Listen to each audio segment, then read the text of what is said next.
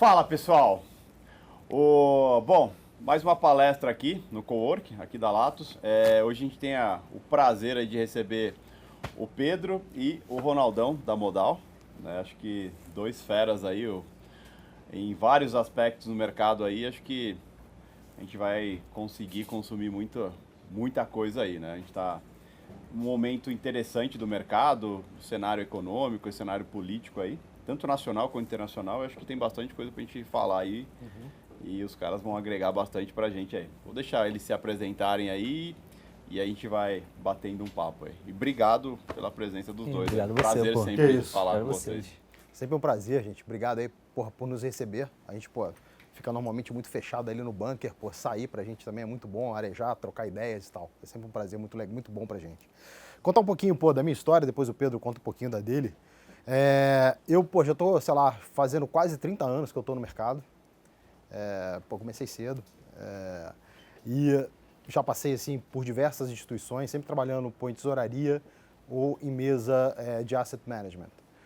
Na parte de asset, desde 2007, 2006, 2007, eu comecei assim, a me direcionar muito mais para a indústria de gestão de fundos do que especificamente para a mesa de tesouraria proprietária.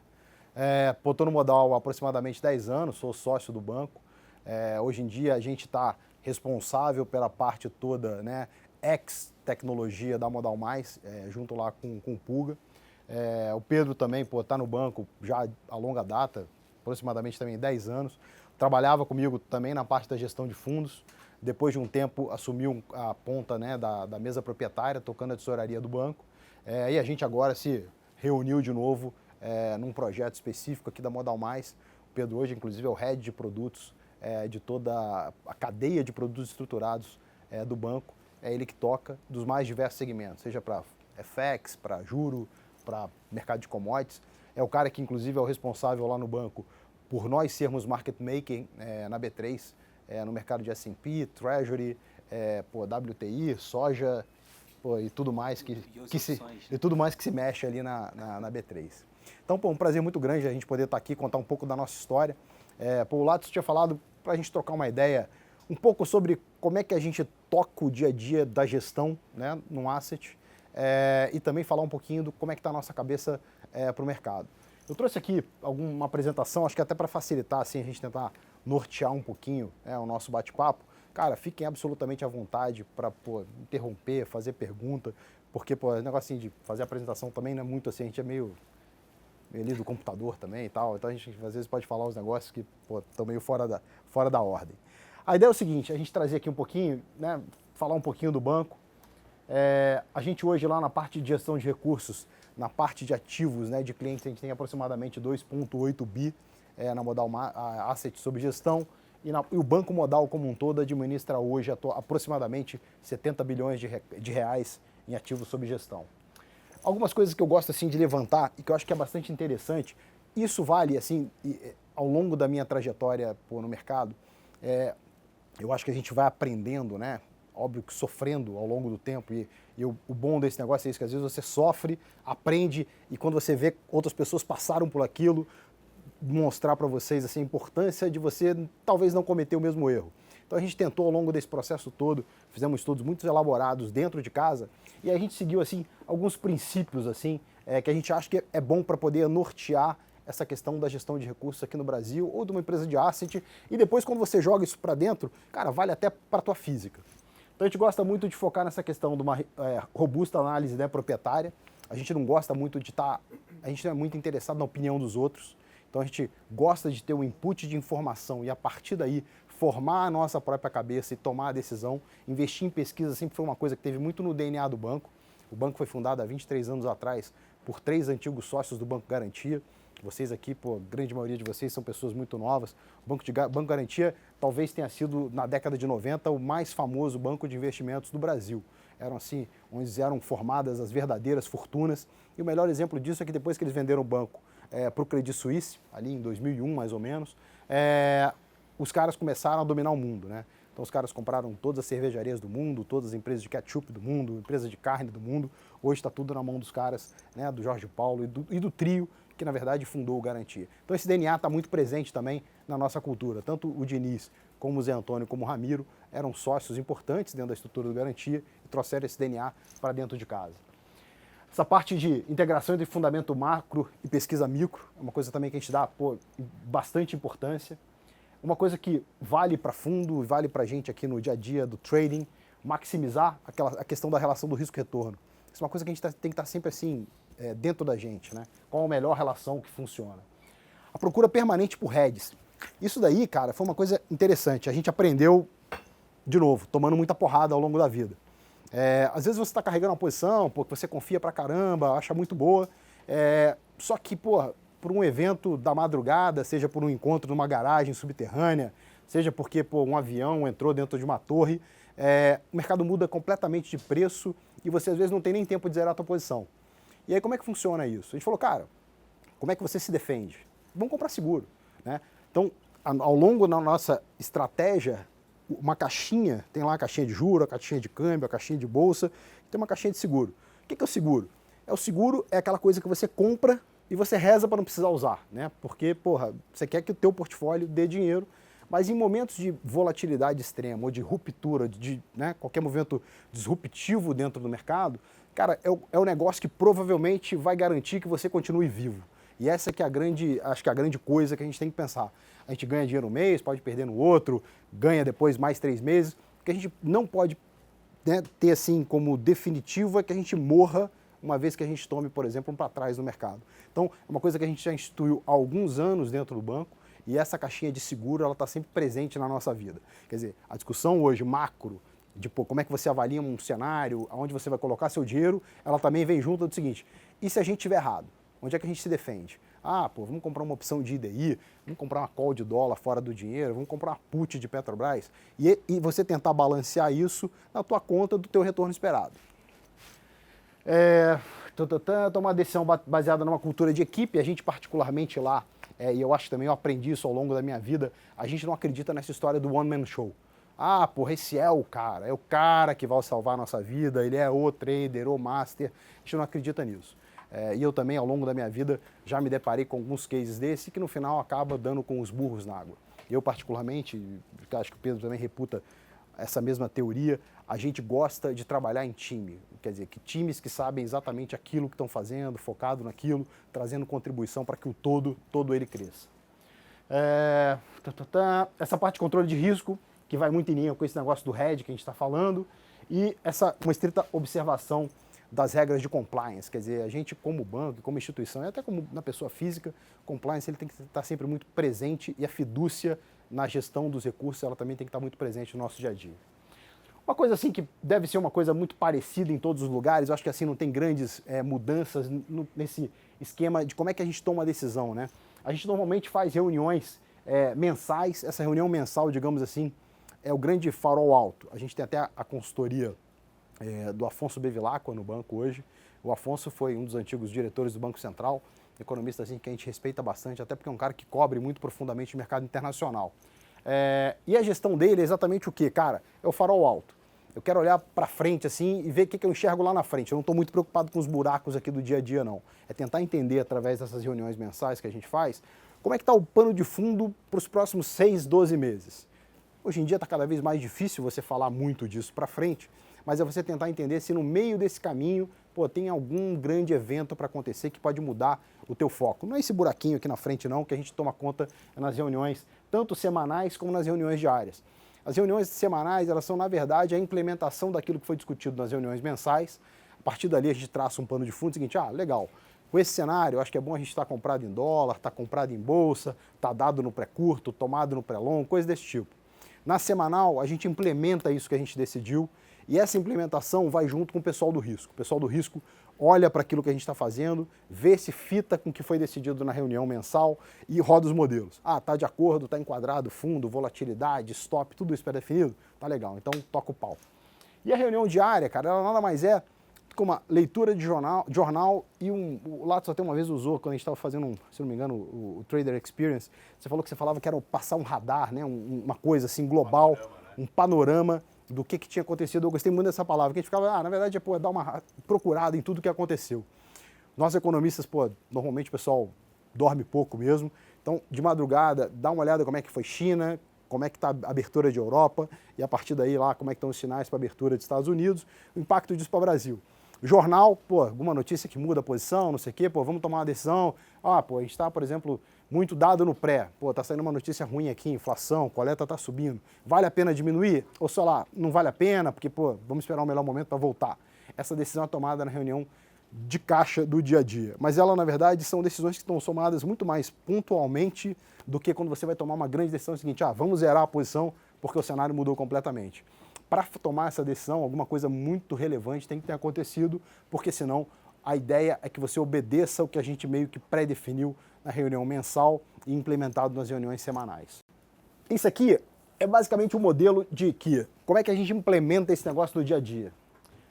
Cenário, estruturação das posições, montagem do portfólio, o risco, pega, avalia esse negócio todo que eu falei, monta tudo, roda todas as macros, deu, tá tudo ok, tudo encaixado, e a gente depois faz só o final, controle da qualidade. Controle da qualidade não quer dizer que a gente está ganhando dinheiro, não. Controle da qualidade é basicamente para ter a certeza de que a gente discutiu, foi definido e foi implementado. Porque não tem muito aquela história. O Pedro está achando que é bom comprar dólar. O comitê achou bom que é ficar, vender dólar. O Pedro não vai poder ficar comprando dólar e ter como posição estratégica. Ele vai ter que se adequar a isso.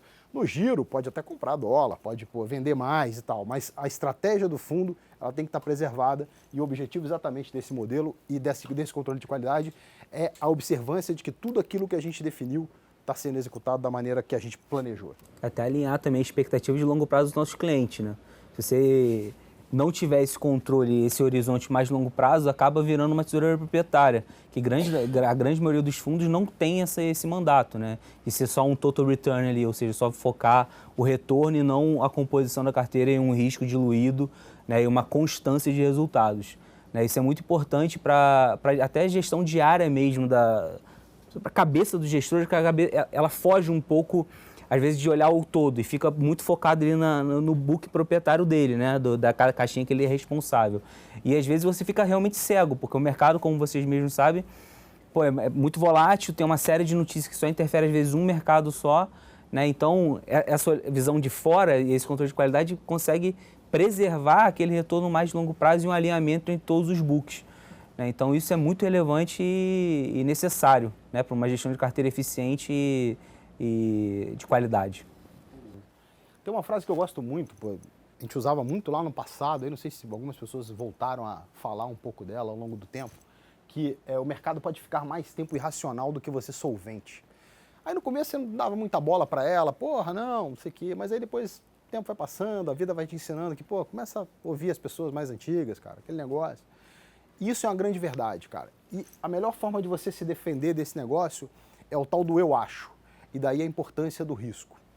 Porque a gente às vezes define um cenário, um pano de fundo, cara, tal coisa é muito boa, então eu vou comprar tal coisa bastante. E aí o mercado cai ou vai contra a tua decisão.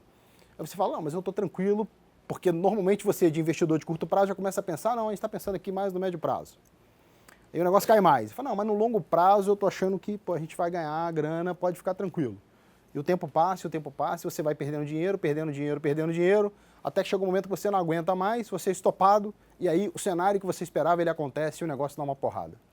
Então acho que esse é um grande exemplo. A gente tem que estar muito atento ao sinal que o mercado está dando para a gente. O nosso call é bom, mas ele está assim, chegou a hora dele. E aí como é que você se defende disso?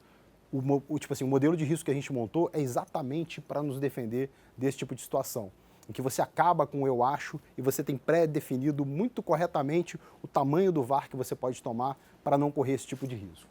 Mas ali tem só alguns detalhes mais específicos sobre isso, mas depois a gente pode passar.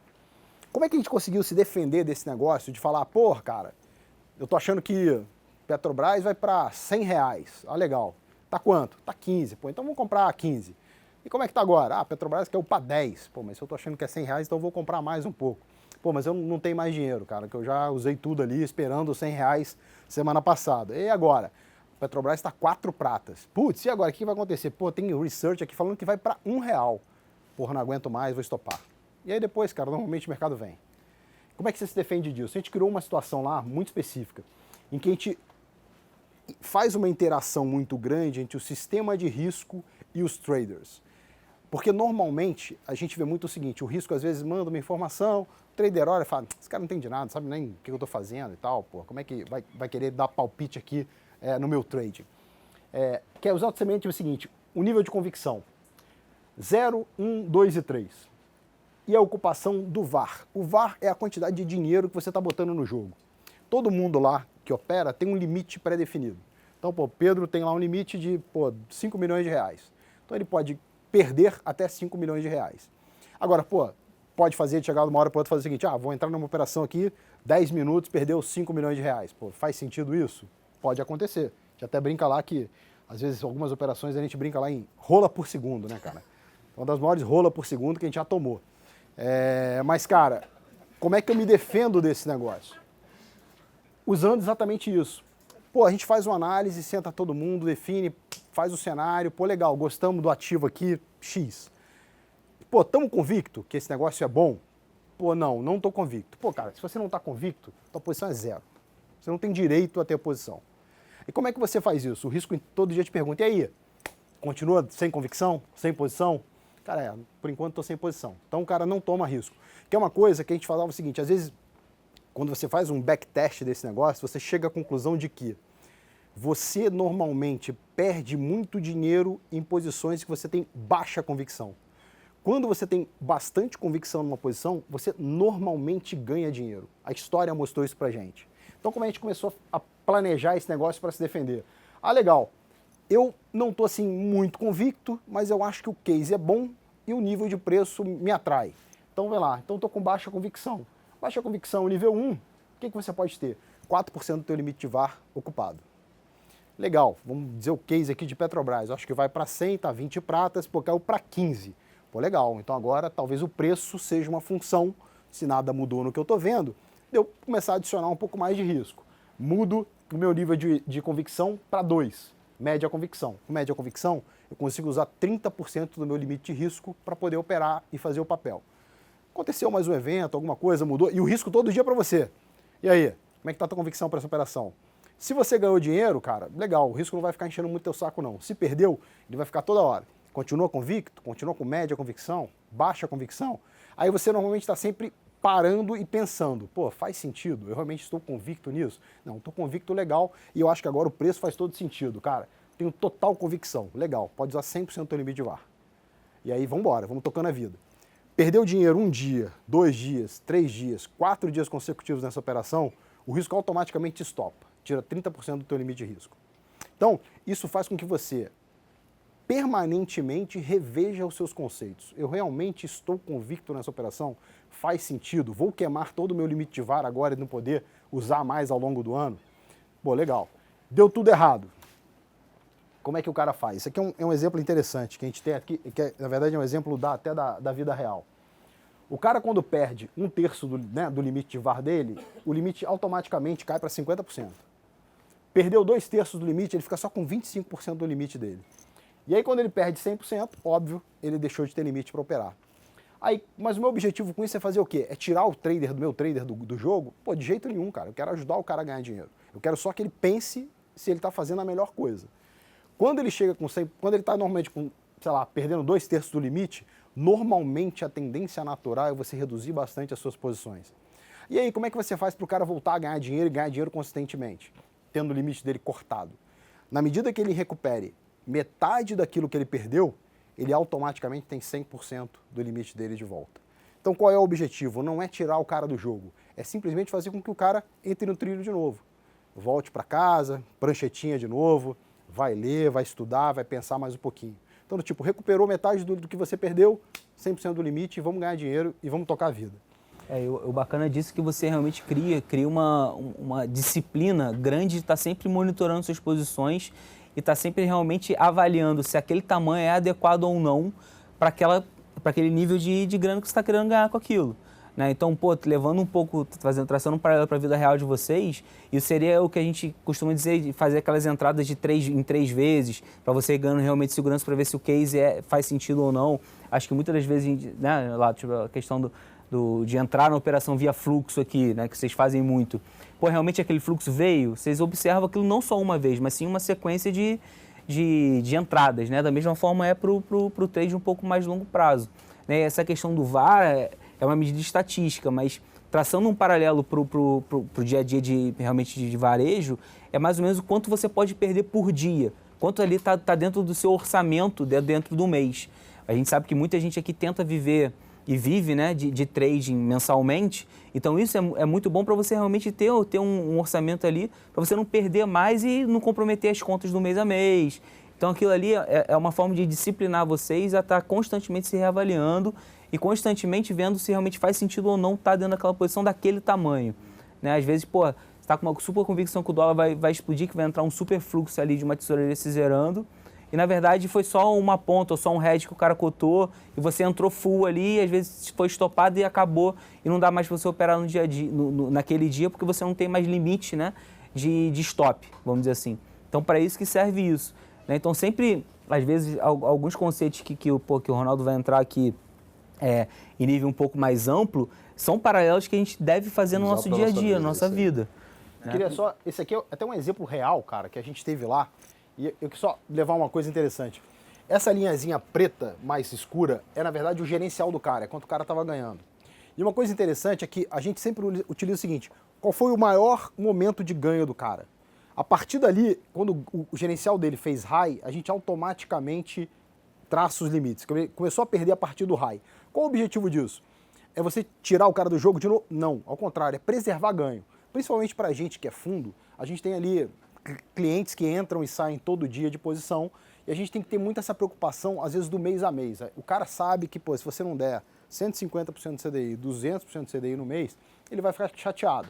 Você, às vezes, entra numa posição, ganhou dinheiro pra caramba. Pô, não vou fazer mais nada ao longo das próximas semanas. Isso não existe. Porque como você tem gente entrando e saindo todo dia, o cara que entrou no dia seguinte, ele quer saber, vem cá, teu fundo não estava dando 200% do CDI, eu quero a mesma coisa, eu não quero ganhar 80% do CDI para você ficar aí sentado.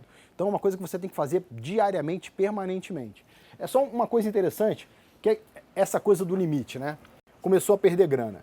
No momento que ele começa a perder grana, a linha preta, amarela e vermelha definem exatamente aquilo quando ele fica com 1/3 da posição, 2/3 da posição estopado e a vermelha 100% da posição estopado. Repara uma coisa interessante. O cara vinha perdendo dinheiro com uma velocidade bastante interessante, bem forte.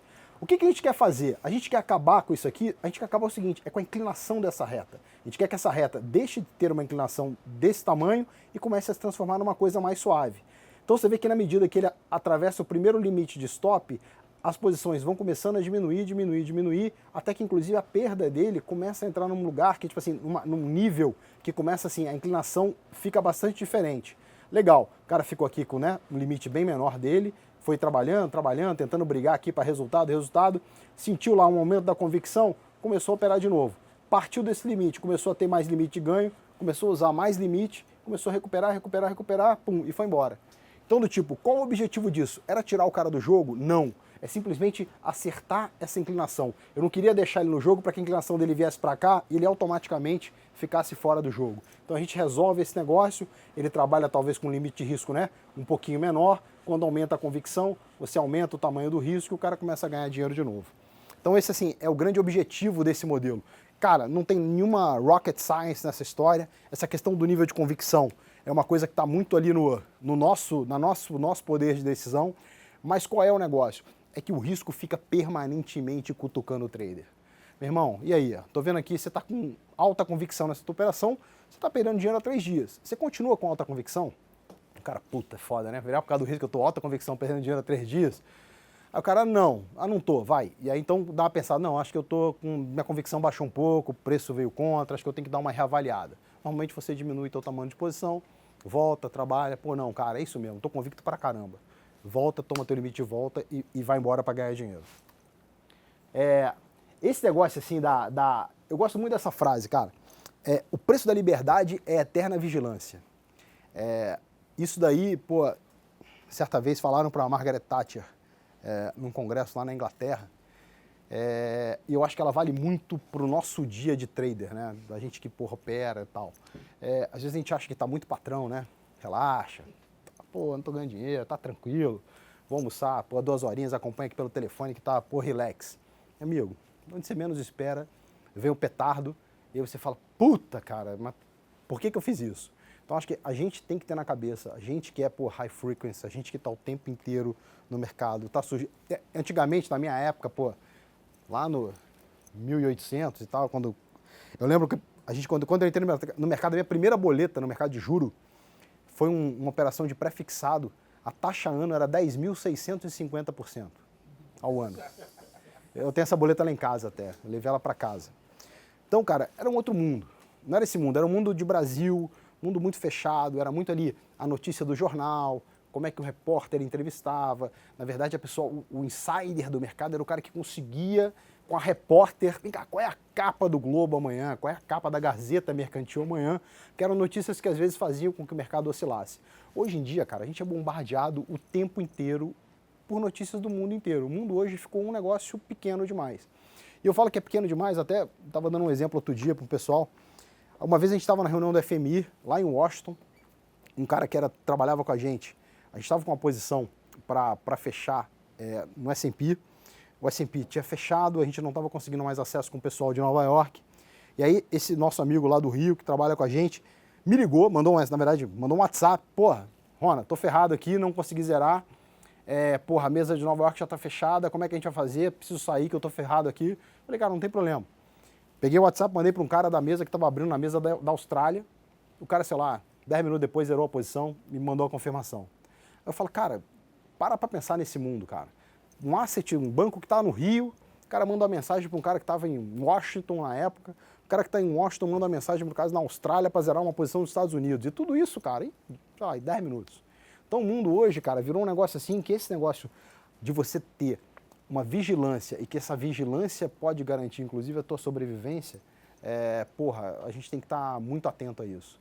Então, acho que quanto mais livre você acha que está, mais se preocupa com o teu entorno, porque esse negócio pode fazer realmente a diferença entre a vida e a morte para a gente que, vive desse negócio. Só passar rapidinho aqui, como é que está a nossa cabeça para o mundo, aí falar um pouquinho dos Estados Unidos, Europa, Brasil. Na verdade, alguns temas que a gente acha bastante interessante. Isso aqui é um gráfico de como é que está a questão emprego, salário e inflação nos Estados Unidos, que eu acho que é um tema que vai voltar aí, né? Estava muito em voga, o Fed agora tirou um pouco o pé desse negócio, mas a gente acha que é um tema que pode voltar permanentemente. A linha azul é a linha da taxa de desemprego nos Estados Unidos, a linha cinza mais clara é a parte do Core PCE, que é a medida de inflação que o Fed olha, e as outras duas linhas são a questão do Average Hourly Earnings, que é quanto estão pagando para o cara para trabalhar, e o custo do emprego para as empresas de uma maneira geral. E é uma coisa interessante, você vê que a linha do desemprego cai, no passado não muito distante, ali 2012, 2013, a gente não via nenhum tipo de resposta da inflação embutida nesses preços. O que a gente começa a ver agora, cara, é que o mercado realmente começou a sentir o peso do baixo nível da taxa de desemprego e o impacto disso é salários crescendo, custo das empresas crescendo e a inflação talvez não crescendo muito, mas mudando o sinal ali. Era um sinal de muita estabilidade, muita preocupação se a inflação subia ou não subia nos Estados Unidos. E a gente acha que a tendência agora é de você ver a inflação ligeiramente caminhando aí para ficar ligeiramente acima da meta do Fed nos próximos trimestres. Então, essa discussão que a gente tem hoje, até o que está precificado no mercado hoje, o mercado saiu, do meados do ano passado para agora, de uma projeção que tinha no ano passado de 4 altas do Fed, mais 3 altas esse ano e mais 2 em 2020, para uma projeção que agora é o Fed flat esse ano inteiro, e já tem, na verdade, para esse ano inteiro, desculpa, né? O mercado já está projetando um corte de 25 agora no meio do ano, termina o ano com quase 50 bases abaixo, e em 2020, cara, o juro reto. Então, a gente virou completamente, em termos assim de projeção. Isso, óbvio, ajudou bastante, principalmente a gente aqui, os mercados emergentes. Acho que todo aquele rally que a gente teve ali em dezembro, né, e pós-reunião do Fed, foi muito em linha com isso. A gente viu que os bancos centrais, de uma maneira geral, deram um shift, né, de uma postura talvez um pouco mais hawkish, né, um pouco mais dura, para uma postura muito mais dovish, né? Fed não fala mais de aumento de juro, o ECB que quer subir o juro agora no primeiro tri, já tirou esse negócio completamente da cabeça, falou, meu amigo, o juro agora é reto, negativo até o final do ano. A gente viu isso também em outros bancos centrais, Banco Central da Austrália nessa linha, Banco Central da Nova Zelândia também nessa linha, o próprio Banco Central do Brasil, tinha muita gente que precificava aí que o juro ia continuar subindo aqui no Brasil, terminaria esse ano provavelmente em 8, e hoje talvez o consenso do mercado é muito mais que o juro no Brasil, aprovada a reforma da Previdência, tenha que ser mais baixo, inclusive, do que o atual patamar de 6,5. A ver. A questão das expectativas de inflação, não tem muita novidade, razoavelmente bem ancoradas. Essa é uma coisa que preocupa um pouco a gente, que é a questão da alavancagem das empresas, a quantidade de empréstimo que as empresas tomaram, principalmente as empresas não financeiras, como percentual do PIB dos Estados Unidos. Vocês podem ver que elas, na verdade, fizeram inclusive pico em relação ao último nível, que foi a da grande crise lá de 2008, que é essa área mais rachurada ali, um pouquinho mais grossa, né? Foi 2008. Agora, a gente vê que realmente o nível de endividamento das empresas está num nível muito importante. Eu acho que esse negócio é uma coisa que a gente tem que estar sempre monitorando, que acaba sendo sempre um fator de risco para o impacto de preço de ativo no mundo. Isso aqui, cara, a gente gosta de... É como se fosse assim, um painelzinho de controle. Esses daqui são os principais dados assim, de soft data que a gente usa nos Estados Unidos para avaliar como é que está a temperatura da economia. Quanto mais verdinho, tá, melhor está a situação. E quanto mais amarelinho, vermelhinho, laranjinha, quer dizer, vai ficando tonalidades diferentes do verde, pior está a situação da economia. E o que a gente observa é que a gente viu ali o ano de 2018, em que praticamente todos os indicadores estavam muito ok, né? Ou acima das expectativas, crescendo mais do que a expectativa do mercado, ou até absolutamente em linha. E o que a gente observa a partir de dezembro, e principalmente agora no primeiro tri de 2019? O verdinho começou a desaparecer, hoje em dia a gente tem alguns amarelinhos e alguns vermelhinhos. Isso dá uma indicação para a gente de que os dados que estão sendo coletados das informações, né, de curto prazo da economia americana estão indicando um razoável grau de desaceleração da atividade econômica. Eu acho que até por conta disso o Fed mudou muito esse discurso, né, de que ia continuar subindo o juro, para um discurso do tipo, não vou mais subir o juro talvez esse ano, e inclusive em setembro eu paro de recomprar toda essa dívida aí, né, de revender para o mercado toda essa dívida que a gente fez ali na época pós-crise de 2008. Então, é um painel de controle que acho que a gente tem que estar sempre aí de olho e observando. Isso é a mesma coisa, né, principalmente o mercado de trabalho. A gente via ali o mercado de trabalho absolutamente voando, criando vaga pra caramba, a taxa de desemprego só caindo. A gente teve essa última informação do payroll agora de fevereiro, um crescimento de vagas absolutamente pífio e até que corrobora um pouco esse cenário. Isso aqui, em termos de projeção de PIB, a gente vai sair o PIB do quarto trimestre dos Estados Unidos amanhã. O último dado que a gente tinha era de crescimento do ano passado de 2,6% do PIB. Provavelmente deve ser revisado para 2,3%. E o interessante é que isso aqui é um tracking em que o pessoal faz com as principais casas e até o que esses dados fazem de projeção para o PIB. E para vocês verem que coisa interessante, o PIB do primeiro TRI está projetado para sair ali, pelo esse GDP Now, que é aquela linha verdinha lá de baixo, algo próximo de 0,5%. O consenso das principais casas, que ele chama ali daquele Blue Chip Consensus, que é consenso de Goldman Sachs, Bank of America, os grandes bancos, Wells Fargo, como é que esses caras estão vendo a economia americana, está muito próximo ali de 1,5%. Então, se a gente tiver essa queda ali de 1,5% para meio, provavelmente o mercado vai ficar um pouco assustado, porque as grandes casas, os grandes bancos não estão esperando uma desaceleração do tamanho que está sendo projetado ali por isso, e aí talvez a gente tenha até uma mudança importante aí na retórica dos bancos centrais do mundo. Isso aí um pouquinho da inflação, como é que está a projeção, mas de novo, a despeito dela ter caído muito na ponta, a tendência é que ela tenha ali um razoável comportamento de girar ao redor da meta do Fed ao longo dos próximos trimestres e anos. A gente não está assim muito pessimista não. Esse é um indicador que é produzido pelo UBS. Passando agora para a Europa, a informação também não foi muito boa. Eu só queria destacar esse gráficozinho pequenininho aqui dentro do coisa, que é a projeção da última reunião do Banco Central Europeu que aconteceu. E como vocês podem ver, tanto na parte de inflação, que é o gráfico de cima, como na parte do crescimento econômico, o Banco Central Europeu deu um downgrade. O azul clarinho é como é que estava a projeção dele em dezembro e agora como é que está a projeção dele agora em março para essas principais variáveis. Então, como você pode ver, tanto para o ano de 2019, né, como para o ano de 2020, a gente teve queda nas projeções de inflação, acho que muito por conta desse sentimento de desaceleração econômica, como também para o próprio, a percepção de crescimento dentro do staff do ECB. Uma outra coisa interessante que a gente gosta de ver, até para ter um sentimento de como é que está a temperatura da atividade econômica do mundo, é um pouco dessa questão da exportação da China. A China tem uma corrente de comércio enorme, exporta para todos os lugares do mundo, e aí você tende a ver como é que está, na verdade, esses países eles estão realmente tendo crescimento e absorvendo cada vez mais coisa da China.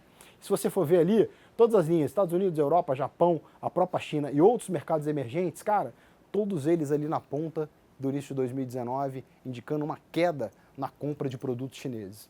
Eu acho que no caso específico dos Estados Unidos tem um pouco dessa questão da guerra comercial que está impactando, mas quando você olha para Europa, Japão e mesmo outros mercados emergentes, talvez seja uma coisa muito mais relativa a essa questão do crescimento do que especificamente sobre uma questão específica de guerra comercial. Então acho que isso aí é uma outra coisa que acende um sinal vermelho, vermelho não, né, mas amarelo para a gente de como é que anda a atividade global do mundo. Esse é um outro dado que a gente gosta de ver muito, e aí mostra, né, como é que está os PMIs, na verdade é como se fosse um índice de gerente de compras, que mede aí como é que está a atividade econômica nas principais regiões. A gente pegou ali basicamente China, zona do euro e Japão. Se vocês observarem, né, a gente pegou aqui uma fase belíssima de recuperação global, né, de 2016 até o começo de 2018, e de lá para cá, então, a coisa começou a dar uma desacelerada e começou a desacelerar mais fortemente nesse começo de 2019. Na verdade, essa linhazinha vermelha do índice de 50 é o que divide entre expansão e retração. Uma vez agora que a gente está abaixo da linha de 50, a gente já começa a ver efetivamente retração na atividade econômica desses países. Bom, então acho que só para dar uma sumarizada aí do que a gente está vendo, né? O shutdown já foi, já passou, já virou, né, passado, mas provavelmente deve voltar à tona, principalmente com a nova negociação do debt ceiling nos Estados Unidos. A confirmação do adiamento da alta das tarifas, né, entre Estados Unidos e China posterga um pouco mais ainda essa questão da definição desse imbróglio, né, de Estados Unidos e China. Eles tinham uma reunião marcada para o final do mês agora, se não me engano essa reunião já ficou agora para abril, então isso vai continuar sendo uma espada que vai estar permanentemente aí, a gente vai ter que continuar observando para ver se a gente consegue desenrolar essa situação. Essa questão da desaceleração, se teremos a confirmação dessa desaceleração, sim ou não. A Europa, eu acho que continua sendo talvez aí o grande case de desaceleração, está bem mais fraca do que as pessoas imaginavam, até porque a essa época do ano, no ano passado, o presidente do Banco Central lá, o Draghi, dava indicações de que a gente provavelmente já estaria até saindo da política do juro negativo na Europa. Então isso aí também acho que é uma informação interessante. A gente provavelmente vai continuar com juro negativo na Europa por um período talvez um pouco maior do que a gente estava prevendo antes. Serviços ali a gente viu algum tipo de recuperação, menos na manufatura, né, mas um pouquinho melhor nos serviços. Os PMIs da China, né, muito fracos. Os dados, né, de trade continuam muito ruins, principalmente na Ásia, onde são países ali que você consegue medir esse negócio muito bem. Petróleo com efeito negativo dos Estados Unidos, né, continua com produção muito forte, mas a despeito disso o petróleo tem tido um comportamento muito legal, né, tem segurado nesse nível de preço. O Fed, reconfirmação, né, do que a gente estava falando aqui, de uma retórica mais dovish, não vai subir juros mesmo, provavelmente, e essa questão do balanço, de reduzir o balanço, deve realmente acabar agora em setembro. Isso é boa notícia para o mercado emergente, que de uma certa forma, a gente brinca muito que o Brasil é um país azarado dos infernos, né? Na verdade, a gente é refém das nossas próprias escolhas. A gente teve desde 2008, né? Tudo bem que a gente teve a grande crise, mas de 2009 para cá, a gente teve um mundo em que tinha crescimento econômico, abundância de liquidez, juro zero ou negativo no mundo inteiro. O que a gente fez com isso? Nada. A gente estava aqui envolvido nos nossos próprios problemas, nosso próprio imbróglio político e econômico, e a gente não surfou nenhuma dessa onda de melhora que todos os países do mundo surfaram, né, de 2009 até provavelmente meados ali de 2017. A partir de agora, a gente estava chegando numa situação em que talvez o Brasil começasse a sair desse inferno, né, essa descompressão da atividade econômica, melhora da relação e tudo mais com o Congresso, agenda um pouco mais liberal, mas a gente tinha um mundo que era um mundo que estava subindo taxa de juros. Estados Unidos com a pegada, né, de subir juro, o juro lá estava 2,25 com 2,5, com viés que poderia chegar a 3 e pouquinho. A Europa também com essa pegada, e aí como é que fica o fluxo para o mercado emergente, e o Brasil nessa história poderia sofrer. Agora, tudo bem que a nossa conversa, principalmente agora via Congresso, não está das melhores, mas talvez essa espada pesada do juro subindo no primeiro mundo tenha ficado um pouquinho para trás, que ajude de uma certa forma o desempenho aí dos mercados emergentes. Como eu falei lá, né, o ECB Dove, por RBA, também o Banco da Austrália Dove, Banco do Canadá Dove, e ontem também saiu o Banco Central da Nova Zelândia, também já falando de cortar juro pra caramba. O cara estava até pouco tempo atrás falando que o juro tinha que subir, que a atividade econômica estava firme, estava preocupado com a inflação, e ontem já rasgou tudo que ele falou e falou, meu amigo, talvez eu tenha que cair aí 3 quedas de juro aí ao longo das próximas reuniões. E o Brexit, meu amigo, não tenho a menor ideia, cara, o que vai acontecer com isso. Já desisti de tentar entender, cara. O que der, vai dar e vida que segue, cara. Ah, vai renunciar agora? Pô, que beleza, finalmente. Vamos ver se anda, cara. Eu acho até, cara, a gente fica brincando, mas se nego fizer um novo referendo, eu acho que os caras vão falar, pô, desculpa aí, cara, esquece tudo, deixa eu continuar aqui abraçado com a Europa e vamos tocar a vida, porque... Cara, mas também é que eu falo, mas uma coisa é isso, se eu estivesse negociando com um brasileiro, negociando com um pouco com um argentino, beleza. Agora negociar com o alemão, amigão, vai negociar lá com o austríaco, porra, gente boa, aqui, eu tô querendo uma molezinha. Molezinha? Tem não. Exatamente. Cara, vindo aqui pra parte mais difícil do mundo, né, cara? Nosso Brasil, meu Deus do céu. Eu acho que assim, um dos grandes fenômenos que ajudou muito a gente, salvou a gente, pô, talvez da pior hecatombe política e econômica, né, que foram esses anos de governo do PT, e aí foi a sequência do impeachment, e eu acho que, tipo assim, pra gente não ter ido, assim, totalmente pro buraco no Brasil na sequência do impeachment, não foi o Temer, não foi isso, não foi aquilo, acho que foi o Banco Central. E o Banco Central salvou a gente como? Cara, inflação colapsou.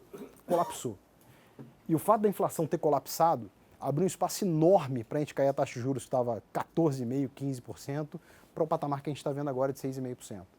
Se a gente estivesse vivendo uma conjuntura à época, que a gente já tivesse um nível de inflação de 12%, 13% ao ano, com juros ali na casa do 16, 17, 18, cara, o Brasil seria um Brasil completamente diferente. Então acho que essa queda da inflação e a própria atuação do Banco Central sob o comando do Ilan, eu acho que salvou o Brasil talvez da pior catástrofe que a gente pudesse. Melhorou muito? Não, melhorou muito. Teve lá um crescimento pífio ano passado, 2017 idem, mas, pô, eu acho que a gente conseguiu parar de piorar, né? A gente via lá, pô, estamos chegando no fim do poço, você quando você chegava no fim do poço tinha um calabouço assim que abria, você continuava caindo, não, agora é o fim do poço, e abria de novo. Eu acho que a gente conseguiu parar de piorar. E como a gente começou a conviver com juros um pouco mais baixos, né, do que historicamente a gente já estava acostumado, isso começou a despertar algum tipo de espírito para as pessoas investirem um pouquinho. É óbvio que fiquei com muito medo. Eu acho óbvio que se a gente não tivesse aquele evento lá da garagem, lá dele conversando com o Joesley, a gente teria aprovado a reforma da Previdência e provavelmente o Brasil, que esse novo presidente, qualquer que fosse, estaria recebendo hoje provavelmente um Brasil muito melhor do que qualquer um receberia. Eu acho que a gente até tentando separar, né, a figura do homem, do cargo, né? O Temer presidente ou o Temer pilantra, que, pô, não quero falar sobre o Temer pilantra, mas o Temer presidente, eu talvez arrisque dizer que tenha sido um dos melhores presidentes que o Brasil já teve nos últimos tempos. E por que isso? O cara é santo, é vampirão, pô, nada disso, cara. O cara montou uma equipe invejável, que nem a época do Fernando Henrique a gente tinha uma equipe que, pô, principalmente no segmento econômico ali, sabia exatamente os problemas do Brasil e como endereçá-los. Uma equipe que falava toda ela a mesma língua, seja no Banco Central, no Ministério da Fazenda, no BNDES. A gente aprovou reformas, cara, que se a gente não tivesse aprovado, e eu acho que talvez só um governo com a baixa popularidade que ele tinha teve coragem de aprovar, que foi a questão da PEC do teto dos gastos, reforma trabalhista, a questão da TLP, que, pô, acabou com essa história, né, da gente ficar dando dinheiro de graça para o BNDES, para os empresários, né, quer dizer, o Bolsa Empresário no Brasil. Eu acho que foram reformas que foram fundamentais para que a gente hoje não tivesse provavelmente já no abismo, né? Porque o Brasil tem muito essa questão, a gente adora correr para o abismo, a nossa sorte é que a gente nunca se jogou. A gente sempre quando está ali na beira do abismo, a gente dá uns passinhos para trás. Mas eu acho que o governo dele ajudou muito a gente a fazer isso. De novo, não estou julgando um homem, pô, que é um pilantra, é ladrão, está preso, vida que segue, isso é outro problema. Eu estou tentando julgar aqui sob o aspecto absolutamente econômico e fiscal. Eu acho que a gente melhorou efetivamente com o governo do Temer. Temos agora uma série de desafios. É óbvio que a inflação ajudou muito e vai continuar ajudando. Na nossa cabeça, cara, a inflação no Brasil, até com o nível de atividade que a gente está vendo, a quantidade de capacidade ociosa que a gente tem, o nosso cenário, inclusive básico, né, o pessoal lá da economia, acha que tem espaço para cortar juros no Brasil. Mas para isso precisa aprovar a Previdência. Porque essa história do debate da Previdência é um debate muito extenso, mas eu, na minha humilde opinião, é 0 ou 1, cara. Ou a gente tem Previdência, e aí a gente provavelmente vai estar discutindo um outro Brasil, a gente consegue fazer projeção, consegue imaginar alguma coisa, voltar a investimento, ou é um Brasil sem Previdência. O que é esse Brasil sem Previdência? Eu não tenho a menor ideia do que é, cara. Até porque eu não gostaria de estar aqui presente se a gente não tiver Previdência. Porque a gente vai provavelmente ver uma situação de total descontrole e eu acho que isso aí vai ser extremamente perigoso. Por isso é que até eu acho que no fundo a gente vai acabar aprovando a Previdência, porque sem ela eu acho que não tem muito amanhã não. Então depois até um gráfico interessante aí sobre Previdência para a gente falar um pouquinho. Bom, como eu te falei, inflação, pô, tá morta, assim, por enquanto. Temos zero de preocupação com a inflação. O PIB, cara, que a gente estava até um pouco mais otimista, já começamos a rever as expectativas, até acho que muito por conta da demora dessa aprovação, todo esse imbróglio com o Congresso. A gente via que a gente tem uma parceria lá no banco com uma empresa chinesa, que é a segunda maior empresa de comunicação e construção da China. Cara, os caras estão doidos para botar dinheiro no Brasil, doidos. Na sequência do impeachment, eles colocaram dinheiro, compraram um porto, compraram uma importante empresa de construção aqui no Brasil. Só que aí teve aquela questão lá do Temer e tal, os caras botaram o pé atrás, estão avaliando uma série de projetos, acham o Brasil um país extremamente barato, mas para isso precisa que a gente dê o sinal de que a gente vai ter algum tipo de estabilidade no quadro fiscal. E para isso acho que a Previdência vai ser fundamental. A questão lá da composição do Congresso, que eu acho que era uma coisa interessante que eu gostaria de falar, é que quando a gente faz a conta de quanto precisa, né, quanto tinha antes, quanto tem depois dessa nova configuração de Câmara dos Deputados e Senado, como era antes e como é agora, a gente acha que tem uma chance bastante boa se a gente tivesse alguma coordenação política, não estou pedindo nem muita coordenação política, alguma coordenação política, da gente aprovar todas as reformas que o governo conseguisse colocar. Existe hoje talvez um vento a favor muito positivo vindo da sociedade pedindo um pouco essa questão das reformas. E aí, uma grande dúvida que sempre surgiu é que, vem cá, os caras que, estão ali, tem muito deputado novo, muito senador novo, será que os caras estão realmente entendendo o que acontece? E eu vou aqui replicar uma frase de um amigo, deputado meu, que é um deputado federal, e ele falou, meu amigo, entenda uma coisa, o Congresso brasileiro é realmente a representação da sociedade. Tem ali a representação das minorias, dos negros, representação dos índios, representação dos homossexuais, representação dos empresários, representação dos evangélicos, representação da bancada da bala, tem de tudo. Só tem uma classe que não é representada no Congresso Nacional Brasileiro, a classe dos trouxas. Não tem nenhum trouxa ali dentro, nenhum. Então você pode ficar tranquilo que apesar de ser novo no mandato, o cara sabe exatamente o que ele tem que fazer e da onde o vento está soprando. Então isso aí até deu uma razoável confiança. É óbvio que agora, por conta de todo esse debate, esse imbróglio entre presidência e Congresso e tal, a coisa ficou um pouco pior, mas eu acho que no final a gente vai ter, hoje quando você olha os quadros e o próprio viés político de cada um deles, tem um viés muito interessante para um viés com uma agenda um pouco mais liberal e um pouco mais reformista. E outra coisa interessante é como é que estava ali o apoio à questão da agenda liberal. Quando você pega ali e faz um gráfico do histórico, né, como é que era ali Fernando Henrique, depois na parte do Lula, você vê que todo mundo doido por uma agenda liberal e ela nunca aconteceu. Na sequência, Dilma e Temer, a coisa vem colapsando e depois da eleição do Bolsonaro, você vê que quando você faz a pesquisa qualitativa, as pessoas, o brasileiro quer uma agenda mais liberal, o brasileiro quer uma agenda com mais reforma, o brasileiro quer uma agenda com menos Estado. Então, isso daí não é chute, não é nada, na verdade é a opinião somada de todos nós aqui, das ruas e tal, e que tem um pouco essa direção. Isso aqui é uma outra coisa que dá pra gente também um razoável otimismo de que a atividade econômica no Brasil pode voltar a dar uma melhorada no sentido de que, uma vez aprovada a reforma, tem muita grana para vir, para trabalhar na atividade, nos mercados, coisas desse tipo. Quando você olha ali aquele gráfico verdinho, é o gráfico dos empréstimos, né? E o verdinho mais claro, né? O verdinho Hulk ali, é verdinho da taxa Selic. Se você for ver, a taxa Selic colapsou ao longo desse período e no mesmo período, tanto empresas como indivíduos se desalavancaram. Todo mundo ou pagou empréstimo, ou renegociou dívida, ninguém aumentou a sua capacidade de endividar para tentar ter mais atividade econômica.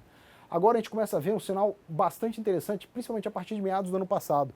Empresas e famílias começaram a se endividar um pouco mais. Eu acho que isso aí reflete algumas coisas, né? Acho que a expectativa de uma atividade econômica melhor, alguma recuperação no nível de emprego. Vocês viram até o último caso GED que foi divulgado, se não me engano, ontem ou anteontem. A gente teve uma criação de vagas em fevereiro de, 173 mil novos postos de trabalho. Os 2 primeiros meses do ano, uma coisa próxima de 500 mil novos postos de trabalho foram criados. Isso dá uma razoável tranquilidade para que pessoas, famílias e empresas comecem a se endividar e alavancar um pouco mais, buscando um pouco mais de investimento. Então, como a gente acha que a Selic vai ficar mesmo daí, se tudo der certo, para baixo, acho que esse negócio vai acabar funcionando como um fator importante de atividade econômica. Aqui é só um breve relato de previdência. A gente gasta com previdência no Brasil hoje 12% do PIB. Esse é o gasto da previdência no Brasil.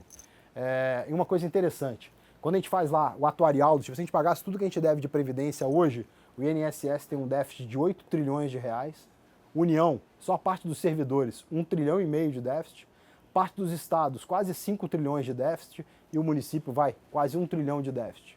Então, daí a importância da gente tentar fazer algum tipo de reforma. Esse gráfico aqui é um gráfico muito interessante. Reparem uma coisa legal. Aqui é o gasto da Previdência com participação da população com mais de 65 anos. A gente vê que o Brasil tem aproximadamente,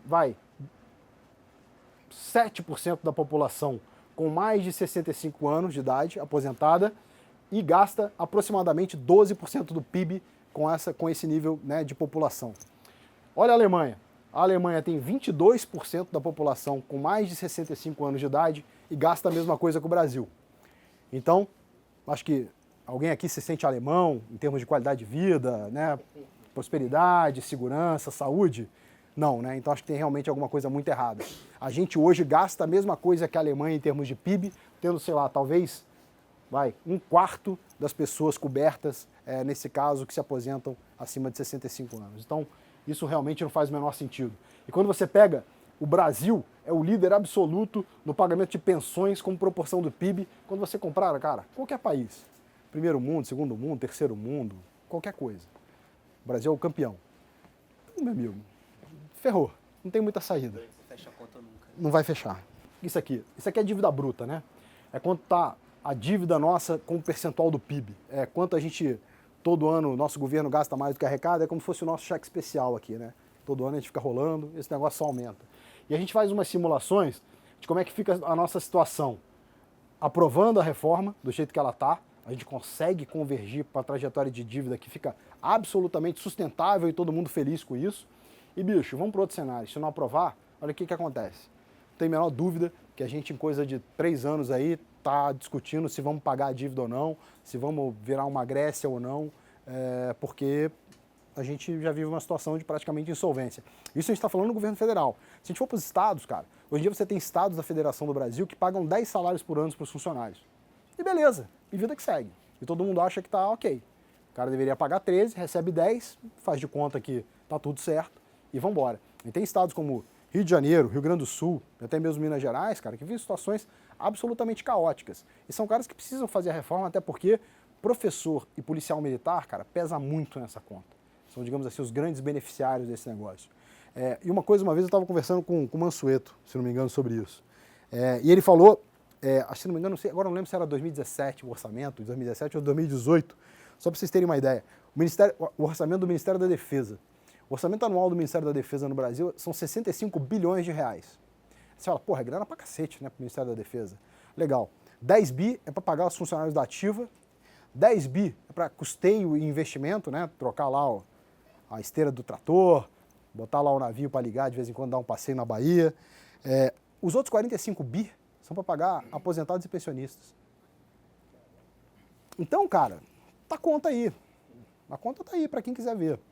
E aí, se a gente não fizer nada, de novo, o precipício está logo ali. Então, por isso que eu acho que assim, essa questão da reforma é uma reforma realmente de solvência, cara.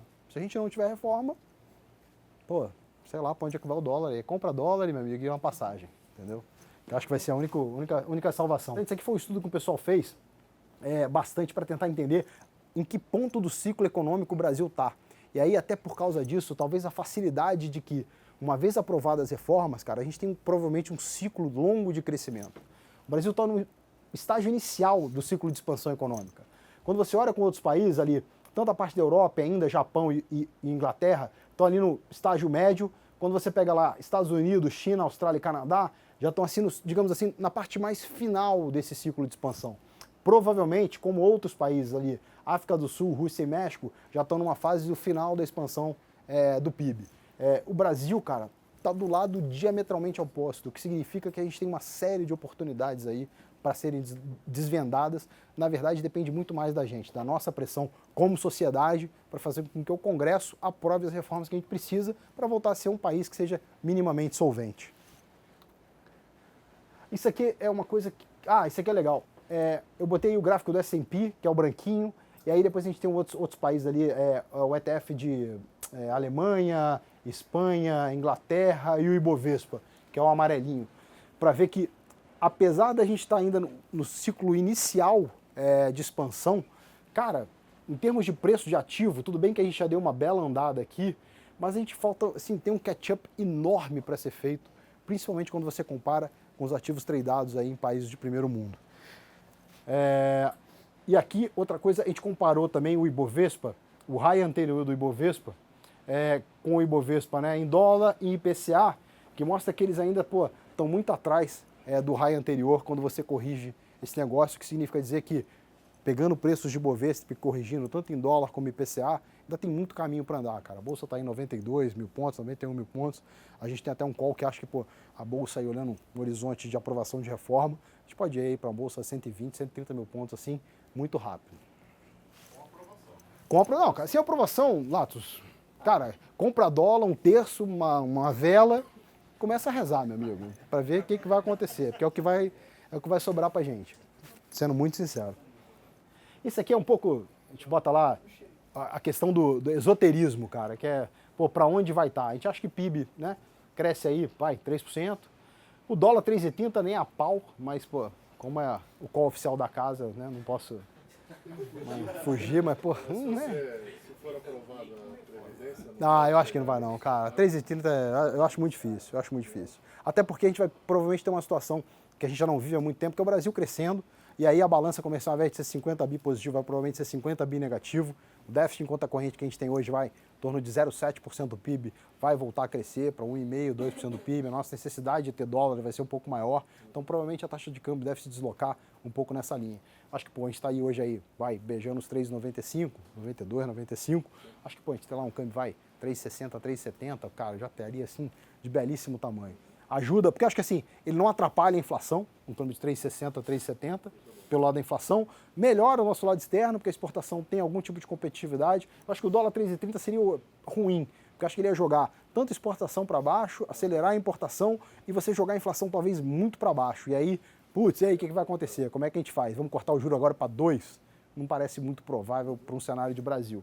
Mas isso aqui digamos assim, considerando um cenário otimista, tá? Isso aqui é um cenário de aprovação de reforma. Sem aprovação de reforma, meus amigos, de novo, eu não tenho a menor ideia. Até porque, pela conta que a gente viu ali, a gente vê claramente que o Brasil entra numa trajetória de insolvência muito importante. E aí, cara, eu não sei o que acontece.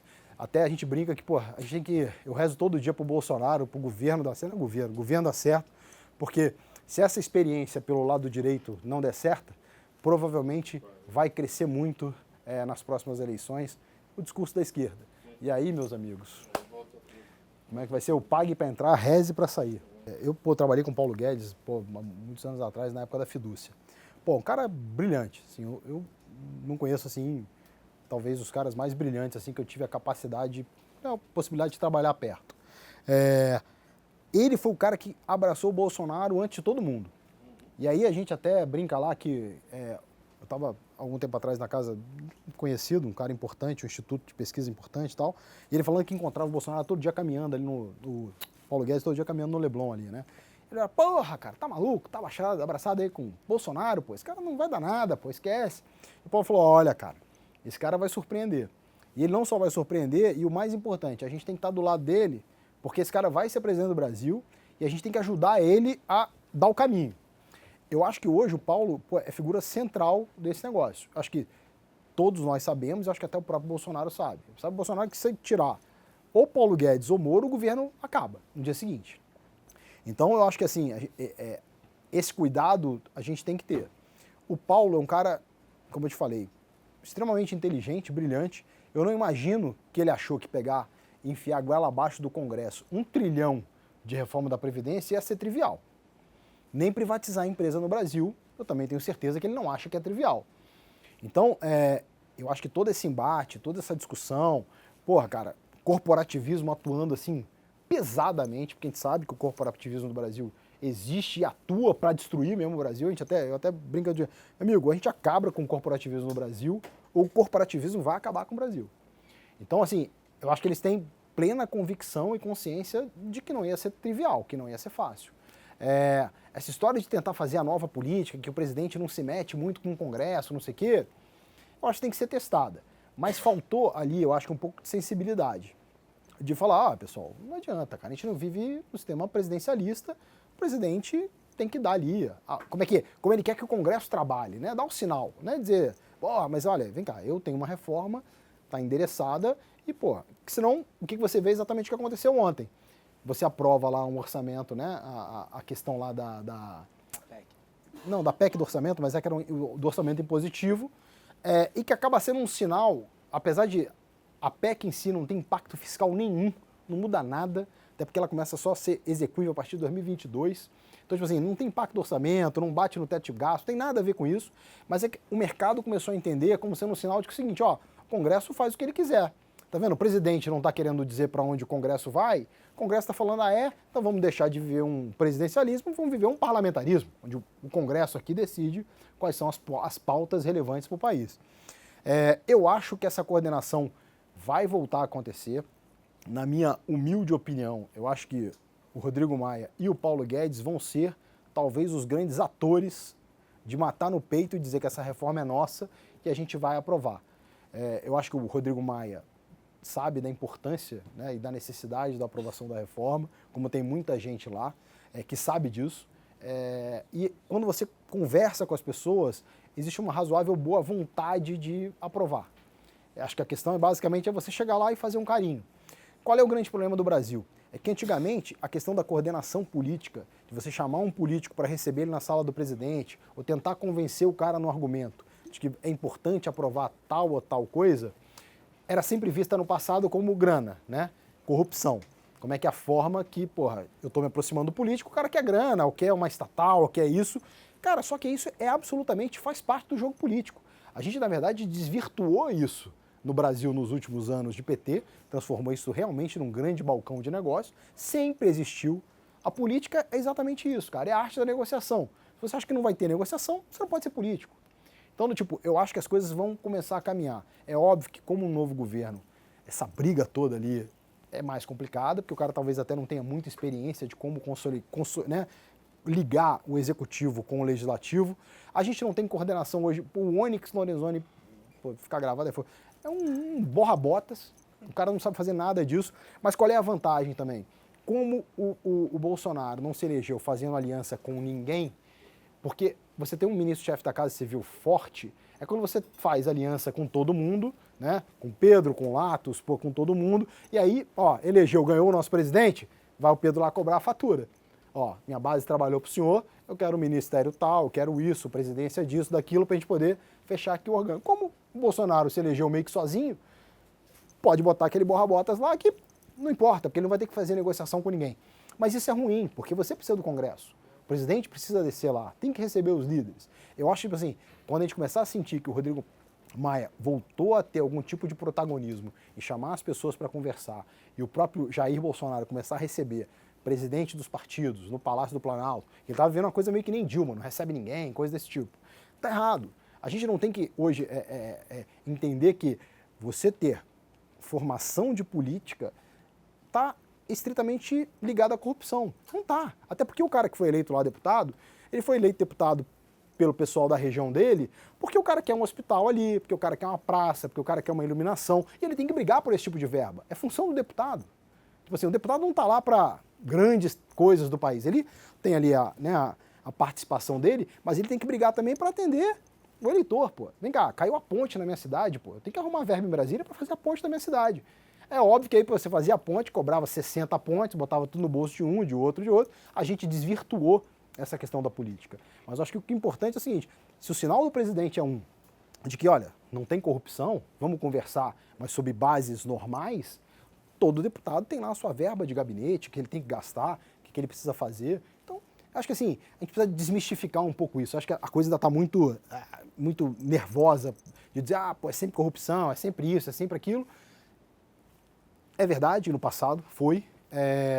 Talvez não seja mais, até porque as pessoas, como estão sendo presas e vão ser cada vez mais presas, eu acho que isso é um processo que vai acontecer cada vez mais, a gente vai ter uma situação de que vamos ter que sentar e se juntar para resolver essa questão. E eu acho que vai acontecer, tá? A gente vai, provavelmente, ao longo das próximas semanas dar uma melhorada nessa questão da coordenação. Até porque ela é fundamental. Sem essa coordenação não vai.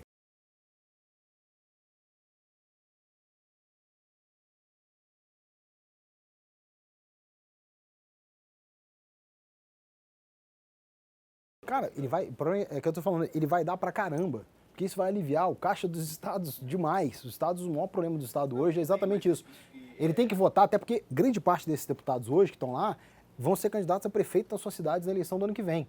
Então, até quanto mais cedo ele aprovar esse negócio, e se for verdade, e se a gente tiver certo no nosso cenário de que uma vez aprovada a Previdência, a economia do Brasil começa a melhorar, o emprego começa a melhorar, o juro cai, cara, isso é na veia. O cara fala, ó, falei pra vocês, pessoal, que era só aprovar a Previdência, pô, tava lá brigando pra isso, pra gente agora, ó, teu filho tem emprego, voltou a ter crédito na Casa Bahia, porra, o banco BNDES aqui tá incentivando de novo microempresa, e a coisa começa a girar num efeito positivo.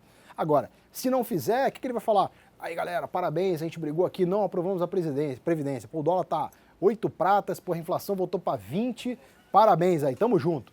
Então, tipo assim, o trade-off dele é um trade-off muito complicado.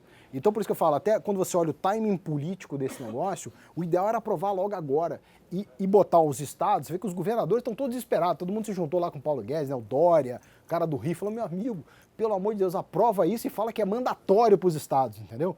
Tipo assim, eu não preciso nem fazer a minha, eu vou ter que seguir a regra federal, porque facilita muito a minha vida. O cara fala, cara, olha, os caras lá aprovaram, eu tive que fazer, se der errado. Agora, se der certo, fala, tá vendo, pessoal? Aqui, briguei para aprovar, pô, tamo junto, o Brasil tá crescendo, todo mundo tendo emprego de novo, voltou o financiamento, o pessoal tá dando dinheiro, os bancos voltaram pro mercado para oferecer dinheiro. Porque hoje a gente vê uma situação que é essa, cara. Ninguém presta, ninguém pede, entendeu? Fica todo mundo assim meio na defensiva e a atividade econômica colapsando, emprego lá, pô, 13 milhões de empregados, melhora 100 mil, mas porra, cara, é muito devagar. Então, tipo assim, acho que a melhor resposta que esse cara vai conseguir dar é que quanto mais rápido for implementada, mais rápido você vai ter mais verba e, sinceramente, você vai garantir que os caras recebam o salário dele. Porque se não tiver, eu aposto quanto você quiser, os caras não vão receber o salário. Não vão, porque não tem grana, não tem dinheiro. O dinheiro acabou. Mas com todo esse imbróglio que está acontecendo aí, qual que é a expectativa de vocês? Eu acho que tem, eu acho que passa. Eu acho que passa. Acho que passa. Prazo estabelecido, ou você Cara, até a primeira quinzena de junho. Então, eu acho assim, hoje ainda tem essa briga de força, né? A presidência querendo mostrar, puta, sou aqui a freira santa, conta um bando de corruptos aqui nesse prostíbulo que é o Congresso. Eu acho que a gente tem que melhorar dos dois lados, entendeu? Porque a relação, cara, de política, ela tem que ser uma relação que passe por isso, negociação. Política é arte de negociar, cara. Se você não negocia, você não faz nada. A gente só tem que tirar isso aí, o viés, que o viés ele é exclusivamente para benefício próprio. Não é, pode ser para benefício da sua região. Você tem que receber os caras. Não tem, pô, cara, você é presidente da República, por que você não vai receber o líder do maior partido, por exemplo, do Brasil? O cara quer falar contigo, não recebo porque é político. Pô, cara, como assim? Você também é, né? Entendeu? Então, tipo assim, aqui eu acho que essa pecha ficou, né, claro, carregada de muito tempo. E aí, essa nova forma de tentar fazer política, eu acho que o pessoal está vendo que não está dando certo. Qual é a outra grande vantagem que eu sinto é quando o mercado começa a reagir assim. Porque no passado a gente via lá, pô, a Dilma fazendo aquele monte de cagada, o Lula fazendo aquele monte de cagada, e o mercado tranquilão. Bolsa tranquila, dólar tranquilo, DI tranquilo. E o pessoal falava, cara, vai dar merda isso, vai estourar, o Brasil vai pro buraco. E o mercado, como era o mundo inteiro, cheio de liquidez, não sei o quê, pô, uma benevolência total com preço ativo. Hoje não, cara. Você vê que, pô, aprovaram o negócio ontem, pô, hoje o dólar sobe 2,5, bolsa cai 2,5. Amigo, não tem um deputado que, porra, não tenha bolsa, tem um deputado que não saiba quanto é que vai custar levar os filhos dele pra Disney, pô, no meio do ano. E o cara diz, ó, ih, pô, não vai dar. Mulher, tem alguma coisa estranha, entendeu? Eu acho que essa pressão, ela acaba que funciona, né, no bolso das pessoas, de entender, cara, olha, a gente tem que fazer alguma coisa. Porque todo mundo ali, acho que entende que esse negócio é uma coisa importante. Então, eu acho assim, não vai ser imediato, mas acho que ao longo das próximas semanas, a gente vai ver algum tipo de coordenação acontecendo. Se eu tiver errado, aí ferrou. Aí ferrou. Porque aí eu acho que o mercado vai começar a perder um pouco de parâmetros, entendeu? É porque a paciência do mercado também já tá no limite, né? Mas a gente tem duas coisas, né? Uma que está faltando um componente importante de participar no mercado, que é o gringo. O gringo está fora do mercado de Brasil. A gente teve um fluxozinho aí, mixórdia de bolsa, mas muito pequeno. O mercado aqui é basicamente um mercado de local. e estava todo mundo meio overalocado nesse call positivo, né? Se só você pegar aí a performance dos fundos, né, num prazo não muito longo, todo mundo é comprado em Brasil. E eu acho que aí acaba que você tem compra, aí protege dinheiro, o risco manda estopar, e aí você tem uma dinâmica um pouco mais perversa. Agora, quando a gente olha assim para os componentes, as pessoas que a gente fala, cara, a gente vê, por exemplo, Estados Unidos lá, pô, a galera dos Estados Unidos, eu não quero saber de emergente não. Foda-se aí, a gente tá bem aqui, estamos crescendo, pô, tá saindo negócio, não preciso olhar para vocês não. Os caras realmente estão com uma alocação zerada em emergente. Quando a gente vai para a Europa, os caras estão muito pequenos em emergente, tipo assim, eles normalmente usam muito benchmark, né, para se comparar. Eles estão underalocados no mercado dos emergentes, em Brasil, cara, menos ainda. Mas são caras que já estão levando o Brasil para o comitê. Minha mulher trabalhou há não muito tempo atrás numa empresa de óleo e gás, e aí você levava Brasil para os comitês lá fora, o cara nem aceitava botar na pauta. Brasil não, nem pauta, não entra na reunião. O Brasil nem participava das reuniões. Brasil na Europa hoje voltou para os comitês. Menos para a galera de mercado de alocação final, tipo empresa e tal, mas mais para a galera de fundo, né? Que a galera que aloca basicamente fixed income e equity, o cara que bota dinheiro nesses dois mercados. O cara já está olhando e acha que aqui tem uma oportunidade, e como ele está underalocado em emergente e muito underalocado em Brasil, só o fato dele ficar um pouco menos underalocado em Brasil, acho que já pode gerar um fluxo melhor, e aí eu acho que ajuda a contrabalançar um pouco esse vento negativo que a gente está tendo nos locais. E na parte ali Ásia, e aí Ásia falando mais de China, o cara está de olho exclusivamente em setor real, especificamente infraestrutura e logística. Ali tem um caminhão de dinheiro para vir, esperando de novo o nosso sinal. A gente aqui tem que dizer pro cara, bicho, pode vir que tá legal, entendeu? As coisas aqui, a gente conseguiu dar uma equalizada na situação, e aí acho que tem investimento para chegar. E aí depois, provavelmente, os Estados Unidos deve vir um pouco depois, né? Até porque acho que ele vem depois que o mercado dá uma melhorada, volta a ter fluxo, o investidor, você volta para os comitês grandes, e aí a galera começa a discutir Brasil de novo. Então é isso, cara. Falar em otimismo, né, com o mercado desse jeito, não é muito trivial. Mas acho que quando a gente olha, né, o run que a gente teve ali do pós-eleição, tem muita gordura assim para queimar, né? Tá todo mundo assim com preço médio bom, né? De uma maneira geral. E a gente vê esse incômodo, tá, no dia a dia. Eu brinco, que família é o inferno, né, cara? Isso aí, você bota os caras nos fundos e tal. E aí o cara, teve fundo lá que deu 30% ano passado, 12% em janeiro. O cara não te liga para te dar um oi, né? Aí, fevereiro caiu 4%. O que tá acontecendo? Como assim, meu? O que tá acontecendo? Você ganhou 50%, tá reclamando de 4% de queda agora? Não, mas o pessoal achando que tem uma coisa estranha, né? Ah, não, os 50% você achou que tava de boa. Mas é assim, cara. E esse incômodo é um incômodo que acontece permanentemente, E de novo, cara, se replica para todo mundo. Se ouve em casa, e aí você ouve de cliente, aí você ouve com cliente private, e aí o gerente do private fica logo nervoso, ai meu Deus, e agora? A alocação, porque ele também toma pau do cara. O cara, Então, tem um pouco dessa questão, saca tudo desse cara. A gente viu muito esse movimento lá em 18, né, cara? Janeiro, fevereiro, foram meses de porrada na Bolsa de 2018, né? A Bolsa subiu, o dólar caiu, o juro fechou pra caramba. Todo mundo animado, aí fevereiro, aí março, começou aquela campanha, né? Tá na hora, cara, de alocar. Você que tá aí na renda fixa vai morrer aí ganhando esse zero nada ao mês, tá na hora de ter fundo multimercado, fundo de bolsa e tal. Os caras demoraram e tal, e final de abril, veio pro pau. Maio, 18, nem precisa dizer, mais uma pancada que o mercado tomou. Tudo bem, teve um pouco de Brasil ali, teve a greve dos caminhoneiros aqui, mas a gente teve também uma série de vetores externos, enchendo o saco. Tinha eleição no México, a gente teve a questão do golpe lá na Turquia, a gente teve a Argentina aqui indo pro saco, moeda lá desvalorizando horrores, e o Brasil arrastado nesse turbilhão. Todo mundo tomou pau. Bolsa apanhou, fundo apanhou, curva de juros abriu pra caramba, e aí começou o pânico da galera que aloca os caras pesados, né, os caras de muita grana. Pessoal, vamos voltar pra renda fixa, que agora abriu pra caramba o juro, o pessoal tá dando aquele 1% ao mês de novo, e aí todo mundo saiu de bolsa, multimercado, não sei o quê, voltou para a renda fixa. Depois da eleição, a gente até voltou a ver algum fluxo saindo da renda fixa mais tradicionalzona para fundo de bolsa. Mas, cara, merreca. Tipo assim, continua todo mundo... Hoje, se a gente olhar até a indústria de fundo, deve ser mais ou menos hoje uns 4 trilhões de reais. Cara, 8% disso tá em equity. Tipo assim, nada. Então, assim, se o juro continuar a 6,5% e a gente tiver alguma razoável estabilidade econômica, cara, eu acho que tem um caminhão de dinheiro assim para ser realocado. Você nem precisa de ter dinheiro novo, é basicamente uma realocação. Até se você olhar mesmo o fluxo dos privates agora, eles também já começaram a montar portfólios um pouco mais arriscados.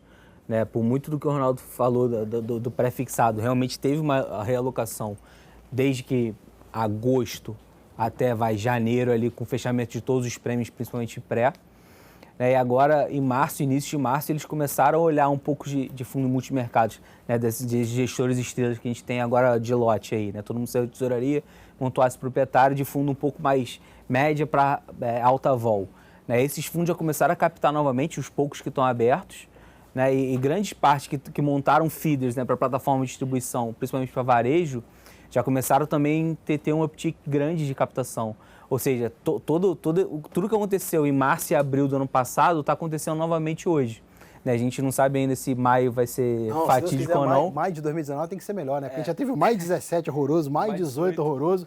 Tem que vir o 19 aí para dar uma limpada, pô. Até porque se vier um maio 19 horroroso, essa nossa previdência aí subiu no telhado, cara. Porque aí não vai ter tempo. Entendeu? Então é torcer para ter um maio, esse maio desse ano tem que ser diferente. Que se for igual, babou. Todo esse nosso... Que seja o maio do Maia, né? Pois é, cara. Tomara, cara. Tomara que o nhonho lá, porra, garanta a nossa, porra, salvação. Pô, mas essa articulação política, cara, ainda está muito polarizada, né? Mas acho que o mercado ainda está testando um pouco realmente o poder, né, que ele tem ali de articular e fazer acontecer as coisas. Então, por isso que eu acho que a vol aumentou um pouco. Né? Se você vai jogar isso um pouco mais para frente e as coisas se tornando um pouco mais tranquilas, vamos dizer, no âmbito político, eu acho que essa vol cai um pouco, reduz um pouco e realmente os resultados começam a aparecer.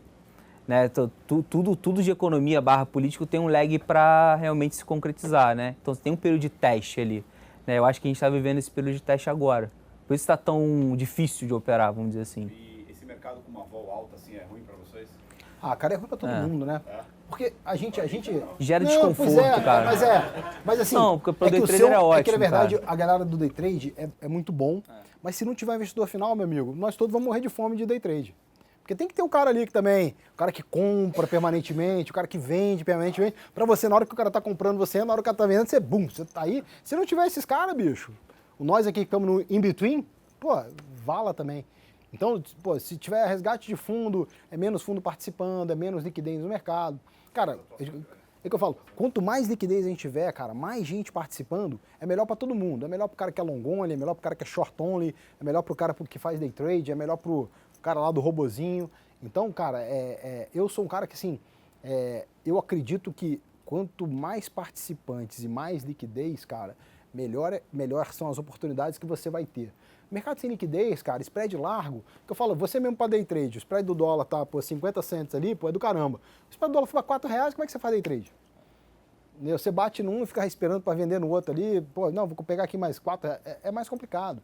Então, tipo assim, a liquidez ele ajuda muito, né? Você ter esses movimentos um pouco mais fortes. E você traz fluxo de gringo, cara, entendeu? O gringo, quando vem pesado, para um lado, para o outro. O cara ele fica ali, meu amigo, a gente vê lá, quando o gringo entra, vem cá, é ordem a mercado, ou do tipo assim, é o tempo inteiro de 10 em 10 minutos, de meia em meia hora, o cara soca um lotão ou compra um lotão. E aí, isso é a melhor coisa.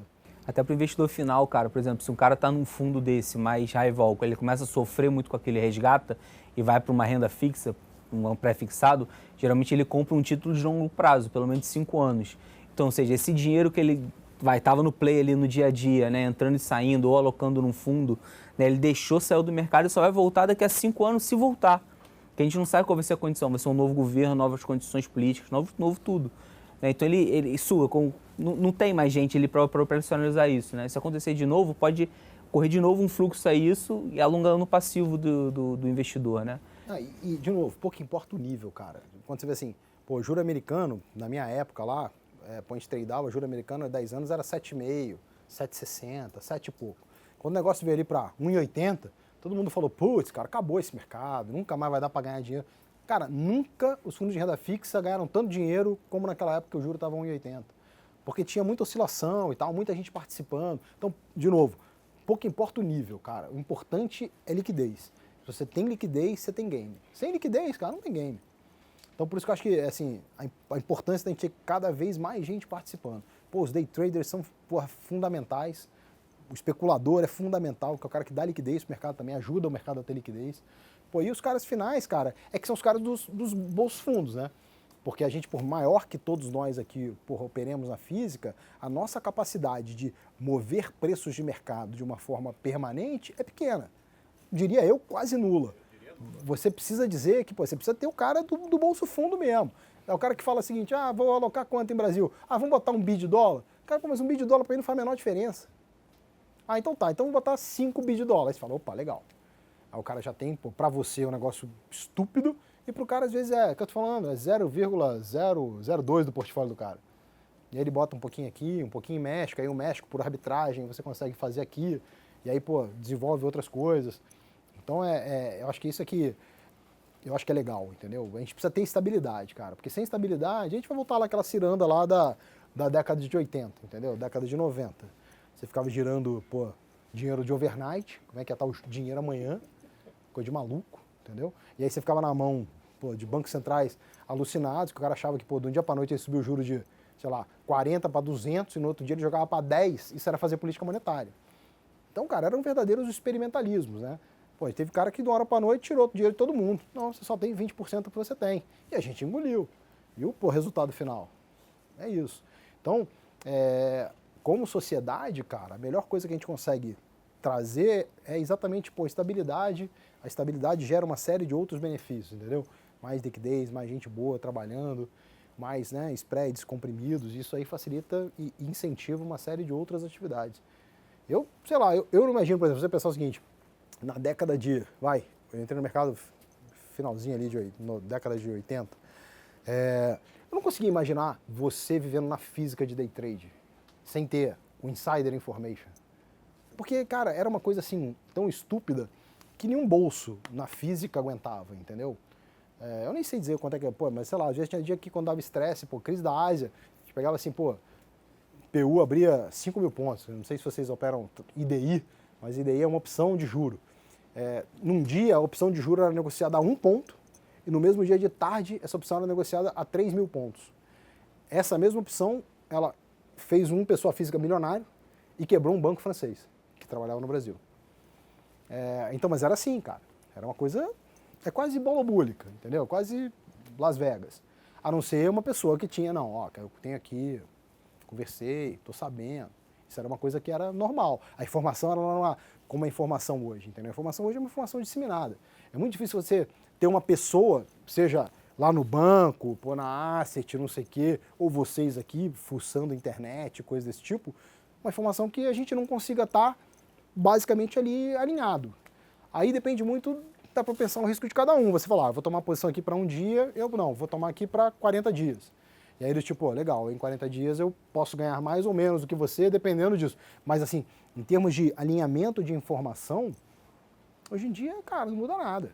Hoje em dia é fácil. Eu lembro, crise da Ásia lá, eu brinco, peguei uma época assim, foi fantástica de mercado exatamente por isso. Cara, eu peguei todas as crises do mundo, cara. É um inferno. Eu entrei no mercado, a gente começou aquela história do plano real. E aí, não tinha liquidez, mercado inferno. Depois, crise do México. Depois do crise do México, teve a desvalorização do real aqui de novo, porque o juros dos Estados Unidos estava aumentando ali em 94. Aí depois, em 97, a gente teve crise da Ásia. 98, Rússia. 99, desvalorização do Brasil. 2000, a bolha do Nasdaq. Aí, 2001, a gente teve o quê, cara? 2001 a gente teve alguma crise também. Ou sei lá, não teve. 2001 foi tranquilo, setembro. Isso aí, exatamente, 11 de setembro. Vivemos 2011, 11 de setembro. Aí depois, a gente pega ali, 2004, o Fed subindo o juro de novo, cara, os emergentes, assim, tomando uma porrada gigantesca. 2007, começou a crise do mercado imobiliário, 8, a grande bolha, que estourou. E aí depois começa, 9, alguma recuperação do Brasil, e aí depois começa tudo de novo. Estados Unidos, vem, Europa indo pro saco, quebra a Grécia, ECB botando juro negativo, esse novo mundo, que é um novo mundo que a gente ainda vive. É um mundo que a gente, cara, jamais imaginou. Eu nunca imaginei que, você ia tradar com juro negativo. O cara ligava para você, o banco te liga, meu amigo, você quer dinheiro a menos 0,20? Aí você fala, não tô entendendo, você quer me dar dinheiro, você vai me pagar para eu tomar seu dinheiro? É isso aí, você recebe mais, entendeu? Eu te dou um dinheiro negativo. E pessoas comprando títulos, não, eu quero ficar aqui no bonde alemão, ficando por 10 anos eu vou ganhar menos 0,10. Porra, sensacional, que delícia. Eu nunca imaginei que eu fosse ver esse mundo, cara, e é o mundo que a gente vive hoje. Hoje, aproximadamente, se não me engano, 70% de todos os títulos emitidos na Europa tradam a taxa negativa, cara. É uma coisa de maluco, bicho. Como é que o cara fala, não, vou comprar aqui o título da Volkswagen em 10 anos, pra quê? Vou botar 10 milhões, daqui a 10 anos eu tenho 9 milhões e meio. É só para garantir o dinheiro? Tem gente que acha que sim, né? É que nem você fala, pô, vem cá, por que quando tem crise no mundo, o nego dá de compre em, que porra, é a economia que tem a maior alavancagem de dívida PIB do mundo? O safe haven do mundo é um país que tem 230% da dívida sobre PIB? Mas cara, tá na cabeça das pessoas. Naquela história dos Estados Unidos, naquela época da crise ali, de 2008, o pessoal comprava título a qualquer preço, que era muito por isso. Cara, onde é que eu vou enfiar meu dinheiro? É melhor deixar no Tesouro Americano sem render nada do que deixar parado num banco. Porque no banco nos Estados Unidos a gente não tinha muito aquela figura lá do FGC aqui, lá é o FDIC lá. O FDIC lá era basicamente para banco comercial. E todo mundo tinha muito dinheiro nas Goldman da vida, na Merrill Lynch, na Bear Stearns. Então ninguém tinha dinheiro em banco comercial que podia ir lá no Fed e tomar a linha para garantir isso. Então o pessoal falou, meu amigo, compra e eu quero receber, pode ser até menos do que eu tenho hoje, mas eu quero que pelo menos o meu principal esteja preservado. Então é muito louco, cara.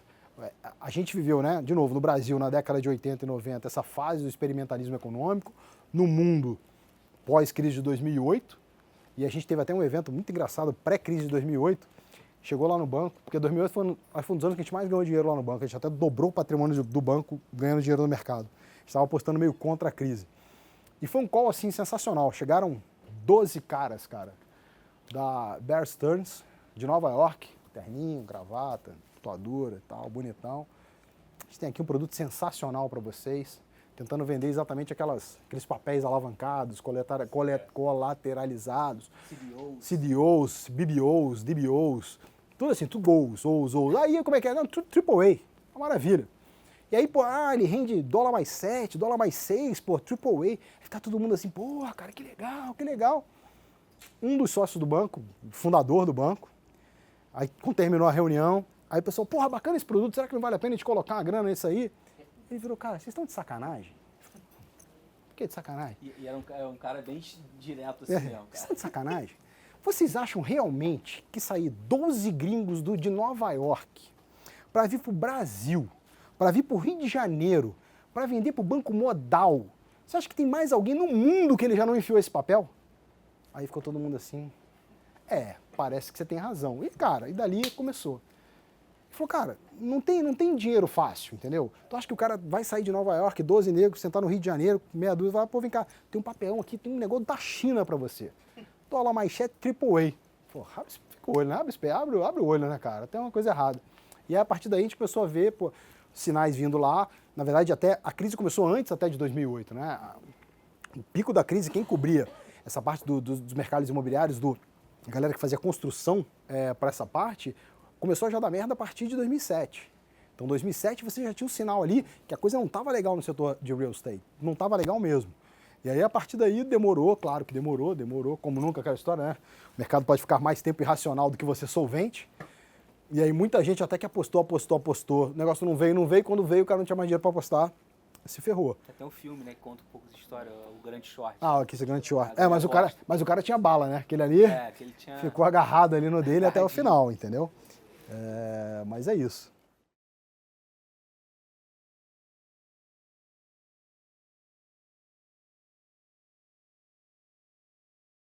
Grau de investimento esquece, cara. Porque eu acho assim, grau de investimento a gente vai provavelmente ter que ficar fazendo a coisa certa por muitos anos para conseguir voltar a ser grau de investimento de novo. Eu acho que vai ser um trigger muito importante. Porque uma vez que você consiga aprovar a previdência, como até aquele gráfico ali da questão da trajetória da dívida, você começa a dar um sinal de que a trajetória da dívida no Brasil é cadente, você vira fiscalmente solvente de novo no médio e longo prazo, eu acho que isso é um trigger muito importante para os caras. E eu acho que você vai juntar meio um pouco de tudo, né? Uma agenda mais liberal, a aprovação talvez do grande entrave fiscal do Brasil hoje, e aí eu acho que na sequência, cara, a gente tem uma série de micro-reformas que já estão pautadas no Congresso há um monte de tempo e que eu acho que vai dar alguma celeridade para o processo. A gente vai ter a volta das privatizações, a gente teve há pouco tempo a privatização dos aeroportos, você viu que foi um sucesso. Todo mundo, vendeu barato e tal. Todo mundo fala que vendeu barato, mas não bota um centavo para comprar, né? Tá barato, erraram a valuation, nada disso. Mas assim, foi um sucesso, acho que é um bom sinal de que tem grana disponível para investir, e eu acho que essa grana vem. Eu acho que, pô, cara, não é no D0, mas eu acho que a gente vai dar uma mudada de patamar em termos de preço de ativo no Brasil. Não tenho muita dúvida disso não. Não precisa ser nem no Senado, acho que aprovou na Câmara, eu acho que, pô, tá dado o sinal aí, porque eu acho que no Senado talvez seja um pouco mais fácil de aprovar do que na Câmara. Então, aprovando na Câmara em 2 turnos, cara, eu acho que, pô, a gente já tem assim um sinal verde para voltar para os comitês, entendeu? A galera volta para o comitê e fala aí, pessoal, falei para vocês que o Brasil ia dar certo, isso aqui. Aí, pô, é verdade, vamos alocar. Eu acho que vem grana. Você trabalha com alguma margem de valor? 1 trilhão, acho que é fora da realidade. Cara, 1 trilhão o mercado está trabalhando, acho, na cabeça hoje, 400 com 600. Eu acho que qualquer coisa acima de 800 é muito positiva. Abaixo de 800, cara, vai ser meio daquela, puta, não vamos conseguir aprovar nada, vamos entregar qualquer coisa para ver se de repente a gente dá uma respirada.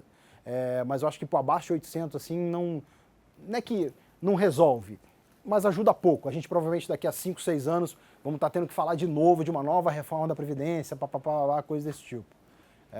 Aí vai depender muito da habilidade política no dia seguinte, né? Aprovamos uma coisa aqui, 500, 600 bi, mas pô, a gente está endereçando aqui micro-reforma pra caramba, vamos desonerar tudo aqui, vamos reajustar essa questão dos ICMS, reforma tributária, reforma política, e aí você começa a criar, sei lá, outros vetores de atenção que, pô, falar, beleza, o Brasil agora pode sair de 2% de crescimento para 4,5% de crescimento, e aí você consegue, por conta do crescimento, melhorar um pouco essa trajetória aí.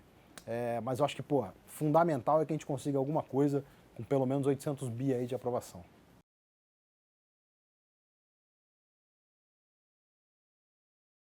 Cara, a gente normalmente faz a conta em reais, entendeu? Tipo assim, quero gastar X mil reais esse mês, que é equivalente a, sei lá, 2 CDIs do mês. Aí depende muito, né, de cada um. E aí, na verdade, o que você tem que fazer? Mais interessante do que isso é você fazer o teu cenário de estresse e ver, por exemplo, cara, tô comprado em Petro e, porra, tô comprado numa opção de juros. Vamos fazer um cenário de estresse aqui, o juro vai abrir 60 bips, e a Petro vai cair 10%. Como é que reage meu portfólio nesses 2 cenários? É óbvio que esse não vai ser um negócio que você vai falar, puta, ganhei dinheiro pra caramba com o meu seguro. Existem até cenários como esse, que você consegue ganhar dinheiro, seu portfólio fica positivo por causa do seguro. Mas normalmente o que você consegue fazer é o seguinte, cara, eu ia perder 50, perdi só 10, tô vivo, continuo o jogo, entendeu? Aí, de novo, depende muito de cada um. Você faz a conta ali e fica, cara, 2 CDIs do mês aqui a gente entrega, vamos ter que buscar esses 2 CDIs do mês aqui em 2 outros ativos. Faz sentido, legal. E a gente normalmente faz. Às vezes também você não precisa botar também no seguro direto do ativo que você está investido. Né? Por exemplo, você não precisa estar comprado em Petrobras e comprado em put de Petrobras. Você pode estar comprado em dólar, por exemplo. Agora, né? Que obviamente se der cagada na Petro, o dólar possivelmente vai estar subindo. Então você tem um efeito compensatório das 2 posições.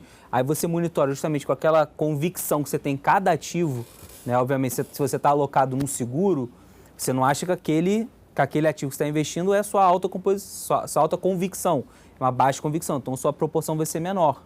Né? Então o seu efeito compensatório vai ser menor. Mas por um dado momento, você pegou a notícia da madrugada ali, viu que deu alguma cagada na Europa, na Ásia, nos Estados Unidos, que o dólar vai lamber aqui dentro por conta do externo, você pode taticamente comprar mais dólar e manter a sua posição de Petrobras olhando para o longo prazo. Então você vai fazer uma posição tática ali de defesa. Né? Então você pode fazer isso não só com a mesma classe de ativos, você tem que olhar para a correlação do ativo como um todo, do seu portfólio como um todo. Né? Aí o VAR te ajuda um pouco a mastigar essas informações e olhar numa única métrica. Eu queria só deixar um ponto assim que eu acho que é importante esse negócio do seguro. O seguro, cara, ele não é para oscilações de 2% do papel, para 3% do papel. Seguro, né? Você não faz seguro, pensa no carro assim, você não faz seguro para um amassadinho no teu paralama, entendeu? Você faz seguro porque você vai perder teu carro. Então, do tipo, quando você pensar nisso, quando a gente normalmente faz a conta de pensar em seguro, cara, é para cenário de estresse de verdade. Cara, um papel cai 30%, a bolsa cai 20%, o dólar vai subir 5%, 6% num dia. Não estou falando assim, subiu meio. Meio é do jogo, meu amigo, 1% é do jogo. Aí não, tipo assim, eu não vou contar com esse seguro para ele me salvar por uma dinâmica de dia a dia. Ele, na verdade, ele está ali, cara, é para um evento extremo em que você talvez não tenha nem possibilidade de operar o mercado de abre de gap, e aí como é que você resolve isso? Então esse esse aqui, digamos, o seguro é para isso, é para não deixar você morrer. Não é para você ali, perdi aqui 2%, pô, seguro. Porque o dia que, sei lá, às vezes você pode perder 2% em algum ativo que você tenha e você perder dinheiro no seguro também, que o seguro, todo dia, ele custa um dinheirinho, né? Até que ele acione. Então, eu gosto de pensar o seguro como uma coisa que é o fat tail, é como é que você se defende ali de um evento que não está no teu radar. Até porque se estiver no teu radar, tu não precisa de seguro, né? Pô, tô vendo que aquele negócio ali, não faz sentido. São as caudas que você está observando, né? São as observações de menor observância, né? Que você tá querendo, é justamente quando foge do controle, né? Que nada que você fizesse supriria aquilo. Então você já tem um pedacinho do seu portfólio para capturar esse movimento atípico, né? Vocês realizam os dois ou só? Cara, normalmente, digamos, se é um call que você gosta muito, ia comprar alguma coisa por 10. Comprei por 10. Acho que vale 20. Agora tá 5. Não vou zerar. Eu zero o meu hedge, que me garantiu que de 10 a 5 eu tô vivo. Eu só melhorei aqui no limite do meu preço médio. Acho que até o Rafi hoje colocou um negócio muito interessante, cara. Que falou, a Bolsa é o único lugar do mundo em que o pessoal, né, os vendedores lá, o mercado derruba o preço, faz uma promoção, derruba o preço e os consumidores saem correndo, né? Todo mundo vende na hora. É o único lugar, né? Tá, mulherada aqui, baixou o preço da bolsa. Opa, dá a bolsa pra cá, né? Passou o preço do sapato, dá o preço, minha mulher é um inferno. Baixou o preço do sapato, tá, sapato pra cá. A bolsa, caiu o preço da bolsa, a gente, vamos zerar, estopa tudo que agora acabou. Então, acho que o mais importante, por isso quando a gente fala dessa questão de você investir na pesquisa tua proprietária, é porque a tua decisão de alocação, ela tem muito mais a ver com a tua convicção. Você está convicto naquilo, você estudou, você fez o seu dever de casa e acredita que aquele negócio realmente é importante para você, cara, quanto mais barato você comprar, melhor, concorda? Tô de olho naquele apartamento ali, tá 2 milhões de reais, não vou comprar. Crise imobiliária, não sei o que, tá agora saindo por 500 mil reais. Dá para cá, bicho. Mas e se cair para 300? Não interessa, eu tomei a decisão de fazer esse investimento, até porque é um investimento que eu vou olhar para frente. Eu tenho certeza que depois de um prazo você vai recuperar isso com certeza. Então, de novo, a importância, a coisa principal é isso, cara. Tem ali o teu ferramental, cada um tem o seu, algumas coisas específicas, mas quando você confia no teu call, você está bastante convicto daquilo, quando você tem um comportamento de preço que é contra, né, a princípio, que é aquilo que você acredita, excelente, vou aproveitar agora é o momento de comprar. Vale foi um exemplo disso agora, 2 meses atrás aí com o Brumadinho. Né? Se você olhar case de longo prazo de Vale, é construtivo em termos de valor. Né? Você teve um evento atípico ali, tudo bem que foi um pouco criminoso, né? Mas foi um acidente, foi uma cauda. Né? O preço descontou, 15%, 16% na abertura, se não me engano. 30 e poucos. Nos 2 dias, né? Então, você deu uma bela oportunidade de quem acreditava nesse case de longo prazo, fez o dever de casa de olhar ali os números, no detalhe, no balanço e tudo mais, e tá convicto que vai carregar essa posição por um longo período de tempo, tá com um puta de um desconto ali, não tinha por que não alocar ou aumentar a participação. Né? Justamente aí que você vai olhar, sua convicção vai aumentar e justamente aumentar o seu VAR, né? Aumentar a sua exposição naquele ativo. E aí a gente gosta, né, quando a gente faz a cota dessa opção, normalmente a gente gosta de usar o ativo que a gente julga mais barato. Então, tipo assim, onde é que está a volatilidade implícita mais barata para fazer esse hedge? Até porque, no limite, você vai usar sempre uma quantidade maior de coisas que você consegue comprar como seguro, porque o dia que esse negócio também andar, cara, você tem uma quantidade assim tão grande que, o dia de tiver um movimento disruptivo, que eu tô te falando, pode ter cenário que você, inclusive, ganhe dinheiro. Tipo assim, né? E aí você, o pessoal brinca lá, né? Comprar pó na bolsa e vender pó no morro. São as coisas mais de maior retorno. Eu, como carioca, é inferno esse negócio. Mas é isso.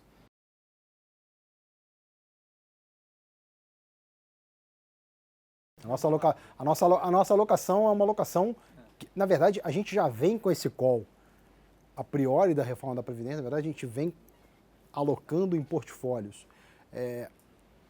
posições otimistas em Brasil desde a ida para o segundo turno. Quando esse negócio ficou muito claro para a gente que não seria um candidato, teve muita aquela conversa lá do vira-vira do Ciro na véspera da eleição, e a gente não levava fé nisso, e a gente achou que realmente no segundo turno o Bolsonaro ia ganhar, a gente já montou, os portfólios estão desde então calibrados para isso. A única coisa que a gente fez é que na virada, não foi virada não, né?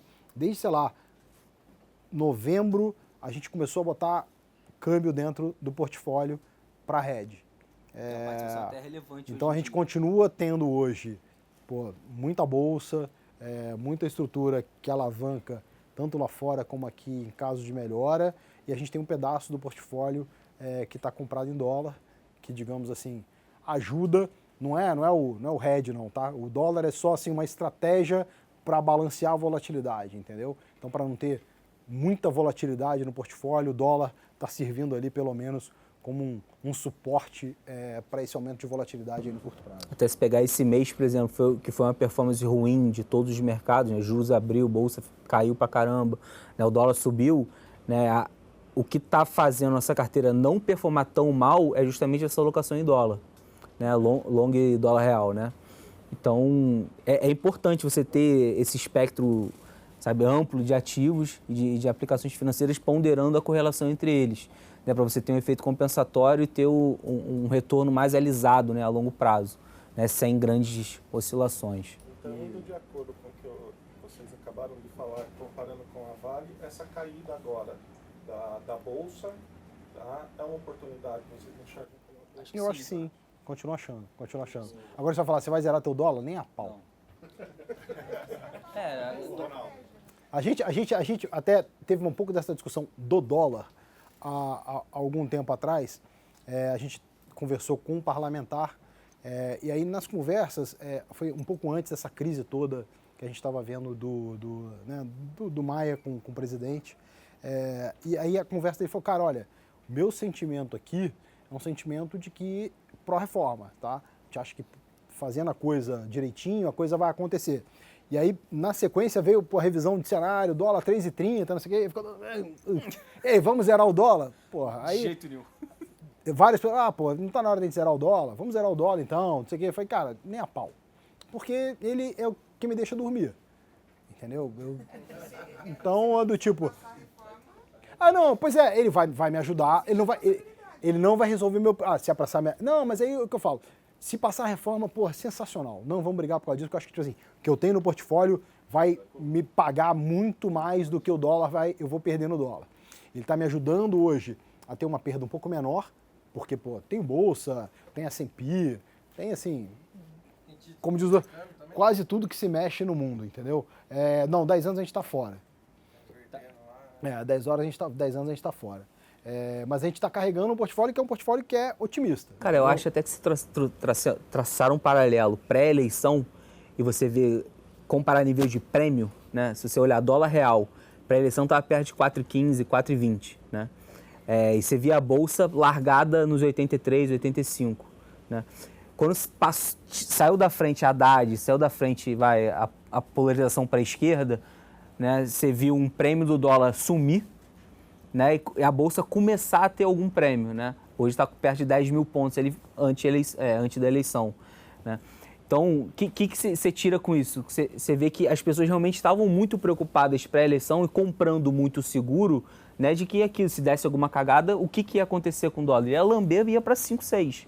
Né? E bolsa talvez não caísse tanto dos 83 ali. Então, por que eu vou ficar alocado ali, entendeu? Então, os caras estavam muito mais under bolsa e muito mais over dólar. Né? Hoje em dia, né, esse prêmio dólar meio que sumiu, entendeu? 3,90 ali, vai ficar vendido desse nível? Não faz o menor sentido, entendeu? Vai cair para 3,75, 3,80, sabe? Então, não cabe, entendeu? Eu acho, dólar aí, usando gráfico, né, cara, você adora, eu acho que, assim, o market timing desse negócio, eu acho que, assim, enquanto ele estiver acima desse 3,92, 3,94, cara, para ficar comprado, abraçado. Sim. Acho que ele só muda a tendência se ele voltar para baixo ali 3,91 e tal. Aí você pode dizer o seguinte, vem cá, tá na hora de dar uma repensada assim, porque parece que taticamente pode estar entrando um fluxo, alguma coisa positiva aí. Mas acho que por enquanto, cara, pode ter a atuação do Banco Central também, de repente vendendo um pouco de swap para dar uma acalmada. Não sei, de repente se ele até entrou hoje aí. Nem sei se o BC entrou hoje, por exemplo. Ainda não. Só o rolagem. Mas eu acho ainda, cara, que os fundos estão esperando o timing certo para entrar na bolsa. Acho que eles não estão... Sim. Os multimercados Eu já acho que estão, sim, cara, mas o investidor brasileiro, como eu te falei, cara, hoje, a percentual de fundo de ações hoje, né, do total da indústria, cara, é um negócio ínfimo. A gente tem 4 tri de real rolando hoje aqui de fundo, e desses 4 tri, 300 bi, cara, é fundo de bolsa. Então, tipo assim, o brasileiro é muito underalocado em bolsa, de uma maneira geral. E se esse negócio começar, aí a gente sabe que o brasileiro só compra bolsa quando está subindo. Está subindo. 100 mil pontos, meu amigo, foi uma febre. Pô, agora vai. Mas aí que é o problema, né? 100 mil pontos, eu conheço um monte de gente que fala, puta, comprei bolsa porque tá com 100 mil pontos, não sei o quê. Tá underwater se já. Fode, Aham. aí sai do mercado, o mercado é uma bosta. Mas eu acho que, pô, se der certo, cara, vai voltar, e aí os 100 mil pontos ficam para trás, e aí chama mais gente, entendeu? Eu acho que o fluxo, ele vai acontecer. Esse é um pouco da aposta. A previdência acontecendo. A gente tem provavelmente um rebalanceamento dos portfólios dos investidores brasileiros, que só isso aí eu acho que já tem um boost bastante razoável para se fazer. E eu acho que o mais relevante de tudo é a grana do gringo que vai voltar, cara. Porque os caras realmente estão muito underalocados em emergente de uma maneira geral e em Brasil especificamente.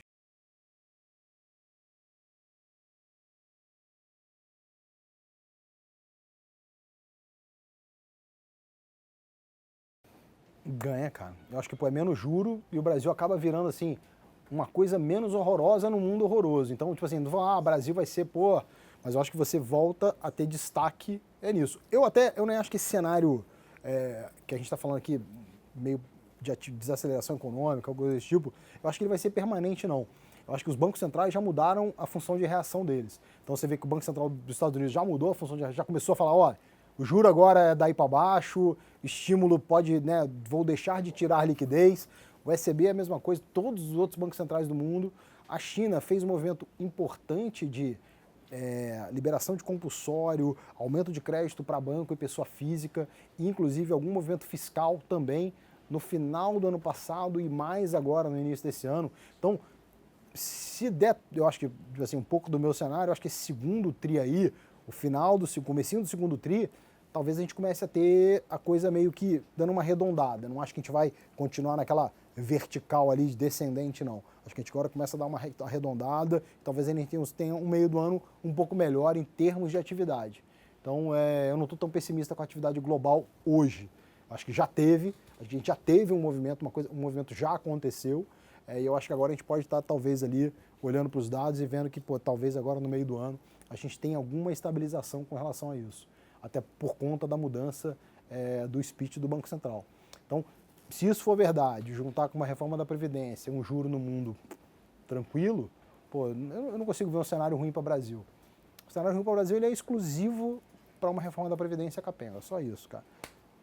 Só isso. Então, nem impeachment do Bolsonaro eu acho ruim não, porque aí vai ter o general lá tomando conta. Tem pau na agenda, cara. É igual o impeachment do Trump, cara. Ninguém vai fazer, entendeu? Vai fazer porque o segundo vice é muito melhor do que ele. Então, não tem interesse nenhum em acelerar esse tipo de coisa.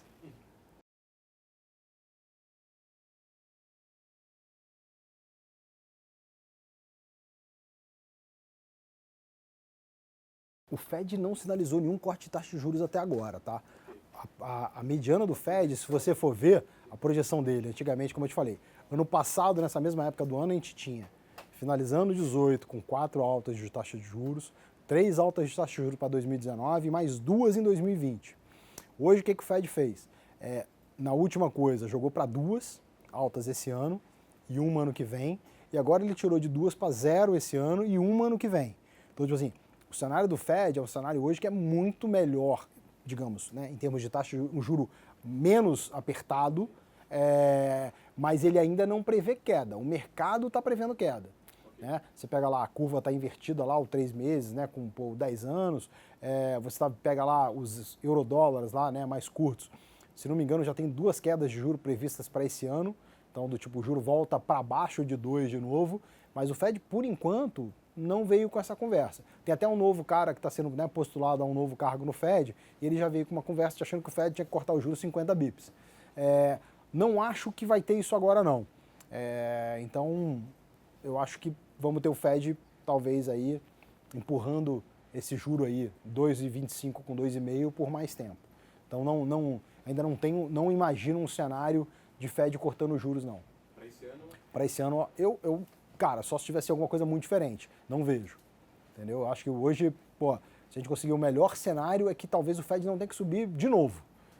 Se ele não precisar subir, eu acho que já vai ser um bom negócio. Mas se você parar para pensar, a gente também nunca teve uma situação como essa. Se você parar para pensar que há pouco tempo atrás até, a gente tinha um juros de 10 anos a 1,60, pré-fixado, por 10 anos. Então dá vontade de tomar a mãe, né?